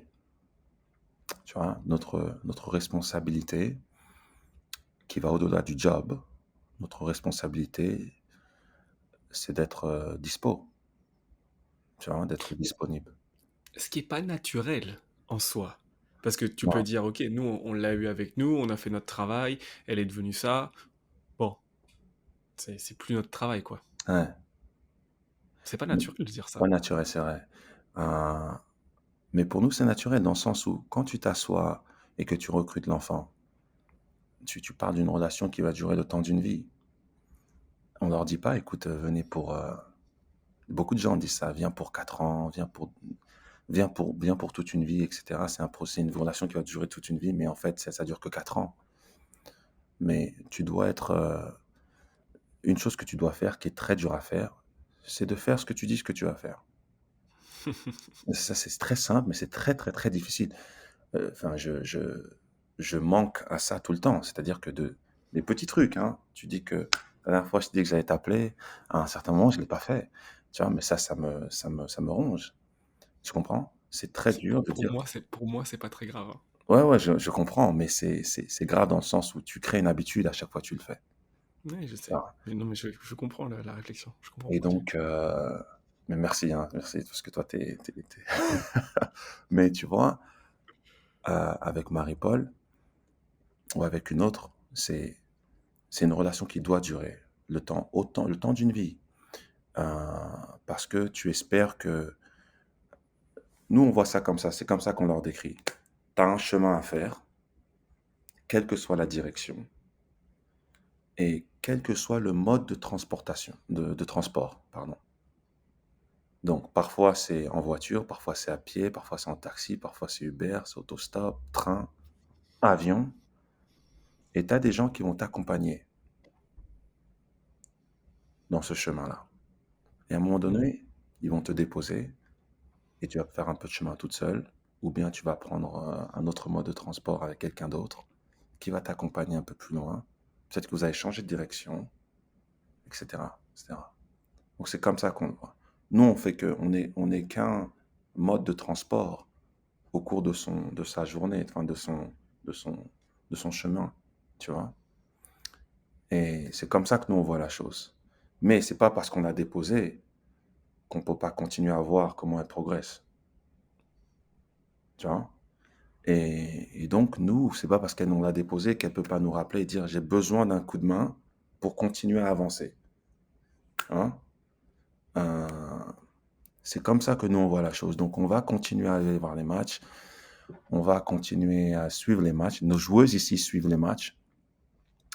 Et après, ce que tu te rends compte en fait plus tard, et ça c'est ce qu'on a découvert en le faisant de cette façon, c'est que tes anciennes joueuses deviennent tes meilleurs recruteurs. C'est-à-dire que C'est exactement ce que j'allais dire. Ta ouais, réputation parle pour toi c'est après. ça. Et ils recrutent mieux que toi. Tu vois? Ils seront toujours meilleurs recruteurs. Les joueurs et les joueuses seront toujours et ça va de façon négative aussi dans un vestiaire. Les joueuses qui ne sont pas contentes sont les meilleures recruteuses parce qu'elles vont recruter toutes les autres avec elles. Mhm. Donc tu dois constamment comprendre que les meilleurs recruteurs sont les joueurs, tu vois? Et donc ce qui se passe, c'est que nous, on le fait parce que ça fait partie de notre process.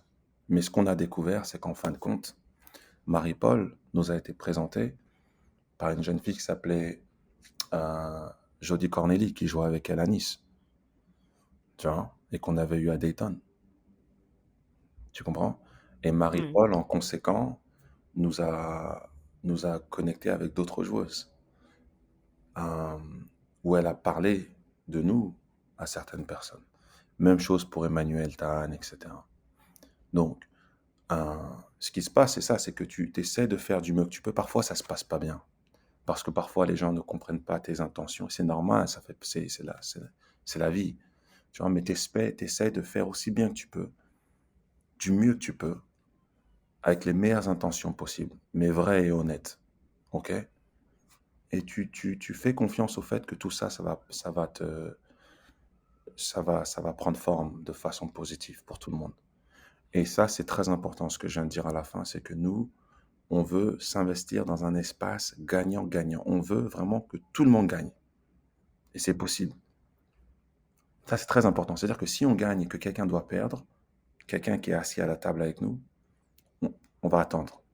Il faut qu'on trouve un moyen où tout le monde gagne. Peut-être qu'on va gagner un peu moins, mais tout le monde a gagné quelque chose dedans, tu vois. Ça, c'est très important aussi. C'est lié aux choses. Tout à l'heure, tu disais, il y a des choses qu'on ne voit pas. Ouais, Tu vois, tu parlais de West Point. Il y a plein de choses que j'avais que je ne voyais pas. tout à fait. Et ça, ça compte aussi. C'est cette réputation, ces choses que tu donnes aux gens. Euh, Parfois, tu peux dire, oh là là, j'ai pas envie de faire l'effort pour cette personne, par exemple. C'est Ouais, bon, la relation, elle est coupée. Mais ces trucs-là, le moment où tu prends la décision d'abandonner, ouais, en fait, tu vas avoir des conséquences à long terme parce que cette personne-là, ensuite, elle va pouvoir transmettre des choses, parler avec telle personne, etc. Ça, tout à fait. ouais. Tout à Et fait. puis c'est, en plus, dans le aujourd'hui, il y a quand même une partie des gens qui luttent un petit peu contre les filles qui ont envie de partir aux C'est vrai, États-Unis. c'est vrai. C'est vrai. Euh, la meilleure publicité, c'est d'avoir des filles qui reviennent et qui sont les plus heureuses et les plus épanouies possibles. Ça, c'est la meilleure publicité que toi, tu peux avoir. Tout à fait. Mais est-ce que toi, tu l'affrontes, ce truc-là? Tu as des gens qui viennent C'est une bonne t'embêter? question, c'est une bonne question. Tu sais, quand j'ai commencé le boulot, euh, j'étais comme Bonaparte hein, sur le champ de bataille. Toutes les ba- je me battais avec tout le monde. Ok? Parce que tu de convaincre, les gens vont pas. Parce que j'ai réalisé, c'est que la plupart des gens qui avaient leur opinion dessus, déjà d'une, ils ont le droit d'avoir leur opinion. Et cette opinion, ils ont le droit d'avoir une opinion qui est à l'opposé de la mienne. D'accord? Parce que peut-être que c'est pas une question d'avoir raison ou tort, hein, c'est juste une question de. Mais moi, ce que je fais maintenant, c'est que je ne dis plus rien dessus. Tu vois, écoutez, parce que encore, j'écoutais pas. Tu vois, j'écoutais pas, j'écoutais pour répondre. Non, vous avez T'essayes de les tort. convaincre au Voilà. lieu de vraiment les écouter. Donc, je les écoutais. Et donc, maintenant, je peux comprendre que les gens qui pensent que les États-Unis, c'est pas bon, je peux comprendre qu'ils pensent ça. Mais moi, je m'inscris aussi dans une démarche qui est complètement différente. C'est-à-dire que la plupart des gens, ces gens-là parlent basket. Donc, je peux comprendre. Moi, je parle d'une expérience de vie, tu vois. Donc, je, m'in- je- c'est comme si on parlait deux langues différentes et on ne se comprenait pas. Parce que eux, je peux comprendre maintenant qu'ils pensent comme ça. Oui, si c'est sûrement purement basket, reste en France, reste en Europe. Parce que tu vas toucher au monde professionnel tout de suite. D'accord? Pourquoi pas? Mais pour moi, encore une fois, ce dont je suis le plus fier avec Marie-Paul, c'est, par exemple, ou Emmanuel, ce sont le genre de jeunes femmes que c'est, et d'avoir pris part à cette éducation. Enfin, ce sont des jeunes femmes de qualité, c'est-à-dire qu'elles sont complètement autonomes. Ce sont de vrais pros. Donc, je suis presque sûr que si tu devais parler à leur coach, ils te diraient qu'elles se comportent comme des professionnels. Tu vois? Et des gens d'une bienveillance extrême, qui vont être de bonnes amies, de bonnes sœurs, de bonnes coéquipières. En particulier dans des moments d'adversité. Parce que c'est là qu'on mesure la chose. Donc, quand tu parles d'être fier, je suis fier de ça, je suis fier de savoir que je n'ai pas de doute sur ça, en fait, quand il s'agit de ces filles-là. Tu vois?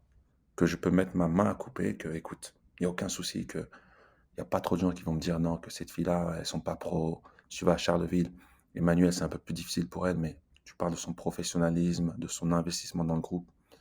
Son coach n'aura pas trop grand-chose à redire, j'en suis presque sûr, ça. Je suis fier de ça, que je peux m'avancer sur ce sujet-là de la façon dont je le fais. Tu vois, Ouais.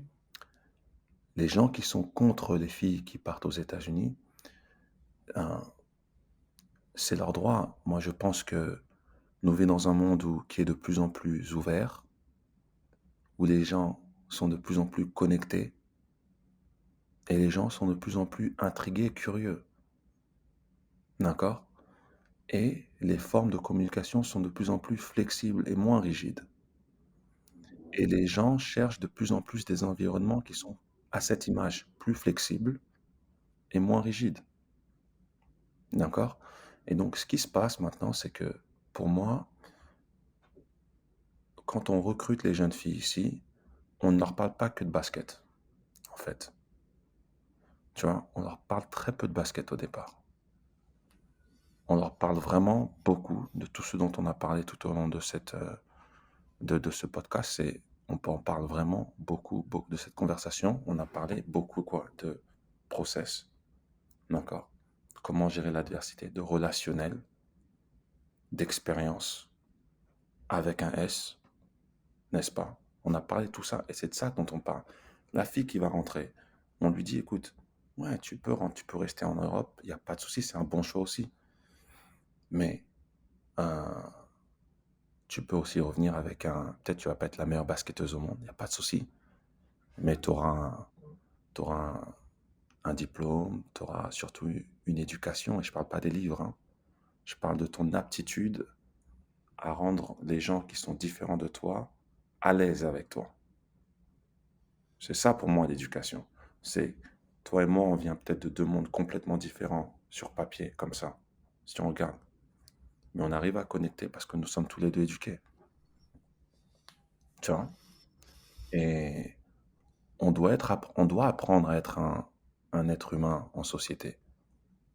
Ça s'apprend ça, en fait, tu vois? Et donc ça, c'est un environnement fantastique parce que ça reproduit beaucoup des situations que tu vas retrouver dans la vie quotidienne, tu vois? Et donc tu vas apprendre à gérer ça. Et donc pour nous, les gens qui sont contre, je peux comprendre, mais la plupart du temps, ce sont des gens qui, parfois, n'ont jamais été aux États-Unis, souvent ne regardent jamais les matchs, ne connaissent pas le niveau ou le système, et encore plus souvent, ont pour intérêt le championnat et l'environnement dans lequel ils vivent, ce qui est normal, tu vois? Aux dépens ou plus que les intérêts de la jeune fille, tu vois? Donc nous, heu, si une fille ne vient pas dans notre université, ce n'est pas grave. Ça ne va pas appauvrir. On n'a pas peur que ça appauvrisse notre championnat. Tu vois ce que je veux dire? Tandis qu'en France, je pense qu'il y a cette peur que si une fille ne vient pas, ça peut potentiellement plus tard appauvrir le championnat français. Moi, je vois pas ça comme ça. Marie-Paul est revenue. Elles reviennent toutes, en fait. Tu vois? Mais c'est impossible de lutter contre ça. C'est ton pays, c'est ta culture, c'est C'est tes ça, amis, c'est ta famille. exactement. C'est ça que les gens Mais ne comprennent pas. ouais, et d'ailleurs, c'est intéressant, hein, c'est vrai ça dans ce que tu dis, mais c'est vrai dans aussi, les gens qui font des études, des grandes études et qui partent. Je crois qu'il y a 50 ou 60 des gens qui ont fait des grandes études qui, à 25 ans, ils sont pas en France Tout à fait. et les gens p se plaignent en disant: «Non, mais» ils vont revenir Ouais, ouais, parce que c'est comme ce que tu dis, au final, tu as de la réputation, tu as machin, tu as la famille. Ils reviendront. c'est ça. Ils reviendront renforcés de tout ce qu'ils ont appris ailleurs, Ouais, qu'ils vont venir ramener avec eux. tout à fait. Ce que tu regardes les leaders actuels dans le monde, hein, que ce soit leaders, tu vois, des grandes compagnies ou bien politiques, ou bien, tu as beaucoup de gens, à un moment donné, je pense qu'il est important euh, pour développer ton éducation, parce que tu vas aller ailleurs, tu dois voir comment le monde est ailleurs, d'accord? Le gars qui est PDG d'une entreprise de pétrole, tu vois, il doit aller en Afrique, s'éduquer parce que il va devoir gérer, c'est là-bas, il y a du pétrole là-bas, donc tu vas devoir gérer. Il doit aller en Asie, tu dois, là où il y aura du business, tu dois aller apprendre à connaître la culture de ces gens-là. Tu vois? Je pense que c'est important parce on invite des Américaines à jouer dans notre championnat. Tu vois? Marie-Paul, si je suis coach en France et que j'ai des Américaines, je suis content d'avoir une Marie-Paul Fopossi dans mon équipe parce qu'elle les a côtoyées. Elle peut m'apprendre certaines choses chez eux, sur elle, sur ces Américaines que moi, je n'ai peut-être pas le temps d'apprendre, tu vois? Elle Mmh. peut aider cette Américaine à apprendre des choses de moi ou de notre équipe, de nous, que cette Américaine peut-être ne peut pas comprendre parce que à cause de la façon dont moi je communique avec elle peut-être. Peut-être que ça peut passer par Marie-Paul, tu vois? Donc il y a moi je vois beaucoup de points positifs. Une chose que beaucoup de gens manquaient, c'est que à voir aussi, c'est que, et ça c'est une conversation que j'ai souvent que j'ai eu souvent par le passé avec les gens, c'est que nous, on a recruté aussi pas mal de filles qui sont issues d'un milieu culturel où deuxième génération d'immigrés, tu vois. Et donc, moi, j'ai eu des discussions avec des coachs français qui me disaient, mais, j'ai dit, mais les gars, écoutez, pour pouvoir parler du futur de quelqu'un, il faut apprendre à connaître la personne. Est-ce que vous savez de quel environnement cette personne vient? Ouais, les deux parents sont immigrés, ont trimé pour venir en France. Et ce qui est très important pour eux, c'est l'éducation. Donc, il faut jamais sous-estimer aussi. Là, on recrute une jeune Française. La mère, qui ne connaît rien des États-Unis, me parle, écoute, elle sait même pas que les États-Unis, c'est par rapport, c'est les études, c'est important, mais elle me dit, mais moi, le basket, là, vous parlez, moi, j'en ai rien à foutre. Moi, je galère pour que ma fille sait c'est quoi le deal, c'est les études. Il y a beaucoup de gens, tu vois, de nos jeunes filles ou de nos jeunes joueurs qui sont issus de ce genre d'environnement culturo-social, tu vois, socio-culturel, je dirais, tu vois, Mmh. euh, où l'éducation est très importante. Et parfois, il faut savoir rassurer les parents. Et pour ces gens-là, une opportunité aux États-Unis, c'est intéressant. Parce que je connais des parents qui ont dit à leurs enfants d'arrêter le basket parce que ça prenait trop de place, Trop de place. tu vois. Des filles qui avaient un talent, peut-être qui auraient pu poursuivre un peu plus loin. Et donc, et la plupart des gens aussi qui parlent des États-Unis, ils parlent seulement pour, il faut dire la vérité, un nombre infime d'une élite des meilleures joueuses en France. Parce que c'est ça qui les intéresse. C'est les joueuses qui vont pouvoir venir et renforcer le championnat français au plus haut niveau, tu vois. Mmh. Mais la plupart des joueuses en France ne sont pas élites. Elles vont jouer, quand je parle d'élite, je parle des joueuses qui sont en équipe de France ou tu vois. Ouais. Il y a d'autres joueuses qui ont besoin d'autres options. Donc c'est là où je pense que c'est important de continuer ce dialogue parce qu'il faut des options pour tout le monde. C'est pas juste pour les meilleurs. Ok, Eliana Rupert n'a pas besoin d'aller aux États-Unis, mais il y en a d'autres qui peut-être n'ont pas le talent d'Eliana Rupert, n'ont pas l'éducation basket d'Eliana Rupert aujourd'hui et qui ont besoin d'opportunités, tu vois. Et sans même parler de ça, heu, j'ai la chance de connaître pas mal de joueuses, pour le coup, en première division, heu, qui ont pas fait d'études. Ouais, Simplement parce que c'est pas impossible. C'est très difficile. très Ça difficile. demande un investissement incommensurable. Ouais, Parce que le système est pas dessiné pour ça. non, Et c'est pas grave de le dire, hein. ouais, ouais, On peut l'améliorer, il faut qu'on l'améliore, mais le système, il est pas fait pour ça. non, Donc, et si tu as envie de faire des études, et ben, passer professionnel direct, c'est pas possible. ouais, Et il y en a qui arrivent, hein, et ouais, attention, hein, et je pense à Laetitia Guapo, par exemple, qui a réussi brillamment, mais c'est difficile. ouais. Être dans une structure qui permet ça, je suis sûr que ça rassure plein de parents. Ça rassure beaucoup. Et, et je pense que pour moi, c'est pourquoi moi je pars toujours pourquoi ne pas avoir.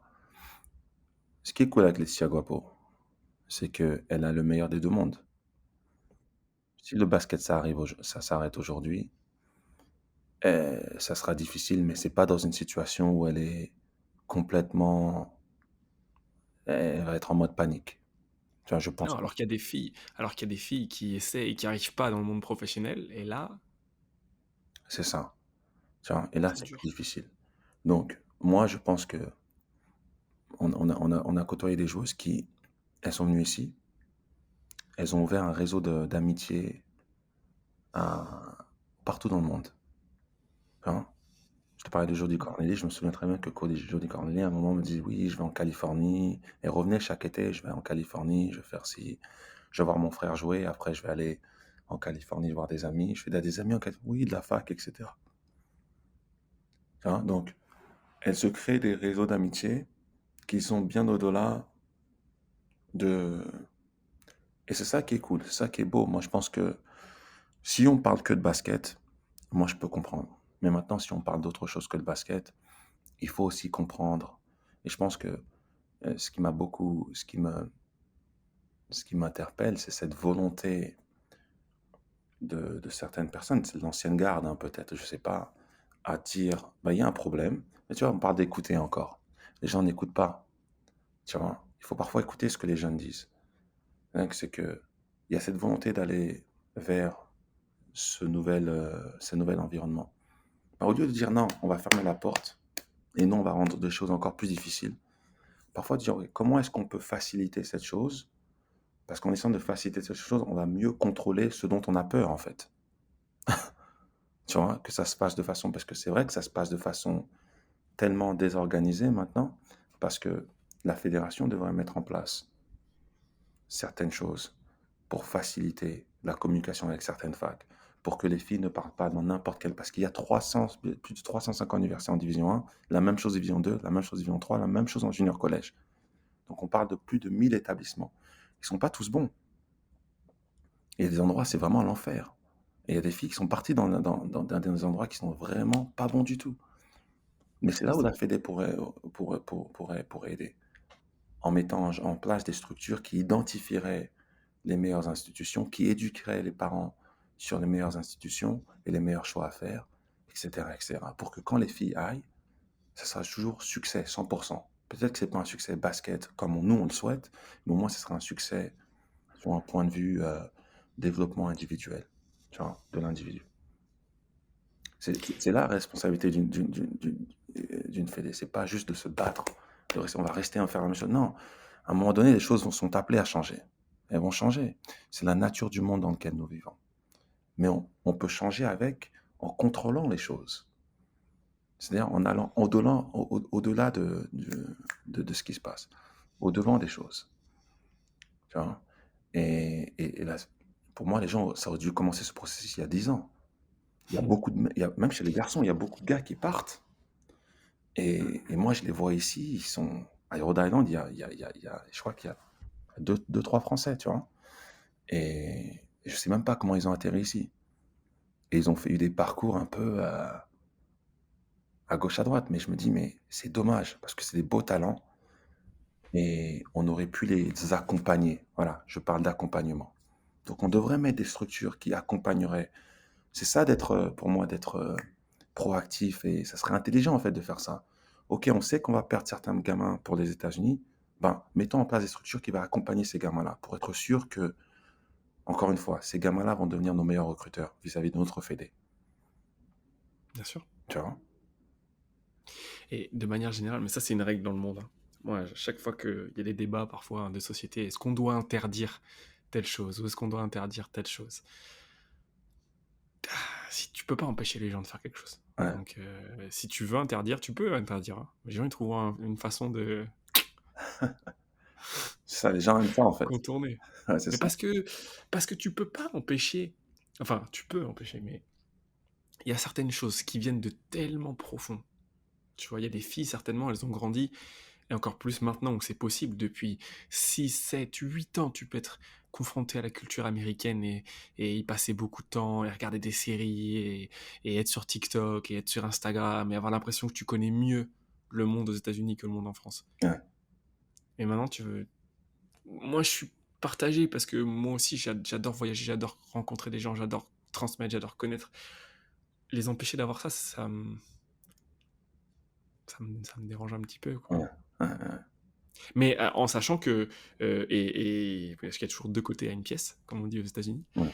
Euh, Moi aussi, j'ai des potes avec qui j'ai joué, qui sont partis en junior collège et qui s'y sont perdus parce qu'ils sont pas allés dans des bonnes, ils n'étaient pas accompagnés, ils ont eu, parce que c'est toujours pareil, c'est que si t'as pas une personne qui vient te faciliter, qui est agrégée, qui vient de la fédération, à qui on te dit tu peux faire confiance, et ben les gens ils vont faire la même chose, mais avec leur contact à eux, C'est ça. qui eux pour le coup ont pas les mêmes intentions, C'est vrai. elles sont pas pures C'est ça. tout Et le c'est temps. là que la Fédé pourrait mieux faire. C'est là qu'on pourrait, au lieu de se battre contre cette chose, c'est là qu'on pourrait l'améliorer. En mettant en place une structure, en investissant dedans. Parce que c'est ça une Fédé. Ça ne doit pas être seulement pour les meilleurs joueurs. Ça doit être pour tous les joueurs. N'est-ce pas? Donc s'il y a des joueurs qui jouent peut-être en national et 2, 3 et qui sont pas peut-être les meilleurs joueurs en France, les meilleurs prospects, mais qui peut-être aussi veulent poursuivre des études et le basket, parce que ça existe beaucoup ces cas-là. Donc est-ce qu'on a une structure? Est-ce qu'on a des gens, peut-être on a créé un organisme au sein de la Fédé qui s'occupe juste de ça, de trouver des contacts aux États-Unis, euh, mais aussi ailleurs, peut-être, où les enfants peuvent aller s'ils veulent aller. Et on sait qu'ils vont dans des endroits où les gens qui sont sur place, parce qu'on a fait le boulot pour eux, des gens qui sont des gens qui sont responsables, qui sont bien intentionnés, d'accord, et qui sont respectueux de nos valeurs, qui vont éduquer les enfants d'une certaine façon, etc. C'est pour moi, ce serait un pas formidable que la fédération pourrait faire, tu vois. Et je pense que ça rendrait le basket français que on va toujours être bien, tu vois, avec le basket parce qu'on a énormément de talent, tu vois. Donc c'est pour ça qu'on peut se C'est permettre, incroyable. on peut se Mmh. permettre de faire ça, c'est-à-dire de. Mais est-ce que nous sommes les meilleurs de nous-mêmes? C'est-à-dire qu'est-ce que non, parce qu'on devrait essayer, je pense, de mettre en place certaines institutions où je pense qu'ils avaient commencé à faire quelque chose comme ça à la fédération, où ils envoyaient quelques coachs. Je sais qu'il y a quelques années, quelques coachs étaient venus de l'INSEP, étaient venus, avaient fait le tour de quelques universités pour voir les joueuses, etc. Et c'était très bien. Les initiatives comme ça, c'est excellent. Je pense que tout ce qu'on peut mettre en place pour continuer à, à aller avec le temps, parce que c'est de ça qu'on parle, parce que ce que tu as dit, c'est tout à fait vrai. Les mecs, parfois, ils parlent de choses, mais je leur dis, mais les gars, vous avez aucune idée de comment les enfants, parce que même moi, j'en sais rien, de comment ces enfants-là vivent maintenant. C'est-à-dire que leur point de vue, leurs connaissances, leurs habitudes tous les quotidiennes en dehors du monde basket, de la sphère de basket, c'est complètement différent de ce que nous, on a pu connaître. Bien sûr. Tu vois? Donc ça, faut comprendre. Donc quand la gamine vient et te dit, j'ai envie de faire quelque chose, j'ai envie d'aller aux États-Unis, ça vient d'un point de vue parfois qui est si complexe et si profond, comme tu l'as dit, que toi, tu dis, toi, tu simplifies ça et tu dis, ouais, c'est pour le basket. Non, non, mais parfois, les vraies intentions n'ont rien à voir avec le basket. Peut-être que l'enfant ne te le dit pas, tu vois. Mais c'est là qu'on n'écoute pas, tu vois. C'est là l'écoute active doit se faire. Ben, parlons de pourquoi est-ce que tu veux partir vraiment, tu vois. Et au lieu de fermer la porte, garder la porte ouverte et inviter la conversation, tu vois. Bon, c'est ma philosophie de vie aussi, hein, donc je sais pas. Ouais, je sais, je sais. Non, et puis moi, je suis un peu comme ça aussi, optimiste et positif jusqu'à la mort, donc bon. Ouais, Mais ça, les changements, ça va arriver, ça prend ouais, du temps. C'est petit à petit, c'est en cours d'ailleurs, hein, ouais, mais bon. ouais. Enfin, j'ai parlé enfin, on a parlé de plein de choses déjà. Est-ce qu'il y a un sujet dont tu aurais voulu parler, où je serais passé à côté, quelque chose qui te tient à cœur, ou est-ce qu'on a touché à peu près tout? Non, je pense qu'on a touché à pas mal de choses. Moi, je pense que euh, il y a beaucoup de, tu vois, il y a beaucoup de gamins partout, hein, tu vois, ah, parce que moi, je rentre toujours au quartier. Mes parents habitent toujours au même, c'est une cité qui s'appelle les Indes. Ma mère n'a Ok. pas déménagé, c'est ses habitudes, donc je rentre toujours là-bas. Donc j'ai la chance d'avoir un boulot qui me permet quand la saison est finie pour nous, on fait le tour de nos joueuses, en fait. On va voir nos joueuses un peu partout en Europe pour voir comment elles vont, les joueuses qui ont fini chez nous, en fait, ou qu'on entraîne individuellement, pour les suivre, en fait. Ça fait partie de ce processus-là encore. Donc on ira un peu partout en France et en Europe. Et c'est vrai qu'à chaque fois, je reviens sur Paris. Et quand je reviens à Paris, je reste chez mes parents, généralement. Et c'est le retour au quartier, dans la chambre dans laquelle j'ai grandi, avec les posters sur le mur, tout ça. Et à chaque fois, ça me ramène, tu vois, à l'époque. Et c'est un voyage dans le temps à chaque fois. Et, euh, et l'importance de... Moi, j'entends toujours la critique par rapport aux États-Unis, c'est que les États-Unis vendent du rêve, on vend du rêve. Et, mais c'est important de rêver, tu vois. Donc, c'est le message que j'aurais vraiment. Il faut justement, je pense que parfois, on veut, à cause de notre système, de notre philosophie, parfois, mais n'en fais pas trop, ne sors pas du cadre. Et non, en fait, je pense qu'il est important d'encourager. Des... Moi, je suis toujours sidéré quand je vois des profils atypiques. Euh, et je me dis, comment ils ont atterri ici? Mais ça a dû commencer sûrement avec un rêve, hein. tu vois? Et et c'est important ça, c'est important de rêver, de rêver énormément et après, une fois que tu as rêvé, maintenant de mettre en face un plan, tu vois, d'action. Ouais. Et la troisième phase, c'est de suivre le plan et ça, c'est le plus dur. De suivre le plan tous les jours et ça, c'est la chose la plus difficile mais c'est vrai que pour les gamins, c'est ça que je dirais, c'est que c'est si on pouvait arriver à mettre en place un environnement où on encourage les gamins à rêver de tout et tout est ouvert et pas juste, ouais, ici c'est bien, ici c'est pas bien, tu vois? Mais vraiment où tout est ouvert, de quoi est-ce que tu qu'est-ce que tu veux? Et pour moi, ce serait ça ce qui manquerait, ce qui est près c'est parce que moi j'adorerais avoir une relation avec la fédé et cetera. C'est ça qui me peine toujours un peu, c'est que je rentre en France, je vais voir les équipes de France et c'est toujours un peu tendu, tu vois? Je suis jamais super bien accueilli, je suis pas mal accueilli non plus. Il y a quelques entraîneurs qui sont très bien, ça faut le dire, faut le reconnaître. Hem, mais c'est toujours un peu tendu. Ça me peine toujours un peu parce que je me sens très français, tu sais? Et j'ai vécu aux États-Unis très longtemps maintenant, mais je me sens très français. La France me manque énormément, tout le temps. Et c'est vrai que, j'aimerais que les relations soient différentes, tu vois? Et ouais, ce serait la chose que je dirais qui me c'est la seule chose que je regrette un peu dans dans toute cette expérience. Tout est très beau, tout est très bien. C'était pas toujours facile, mais ce que je regrette, c'est ça, c'est que les relations soient pas un peu plus profondes, un peu plus, c'est ça, je dirais, avec la Écoute, c'est bientôt Noël. Je vais l'emballer dans un petit cadeau. voilà, Je vais le mettre sous le sapin et j'espère on verra, hein? que ça servira. C'est ça, ouais, voilà. Quoi, je t'en Non, mais c'est une belle, c'est un beau souhait. ouais, C'est une belle façon de terminer le podcast, de terminer par de la tolérance et de l'amélioration dans ce monde. ouais, ouais, tout à fait. Ouais, c'est vraiment d'actualité aujourd'hui de toute façon, n'est-ce pas?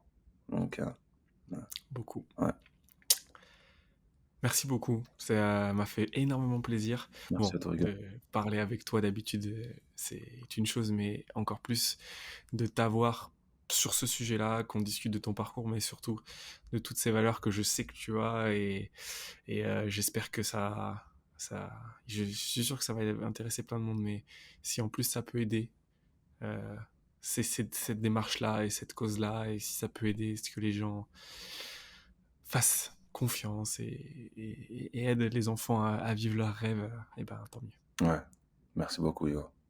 Très gentil, merci. Merci à toi. Ouais.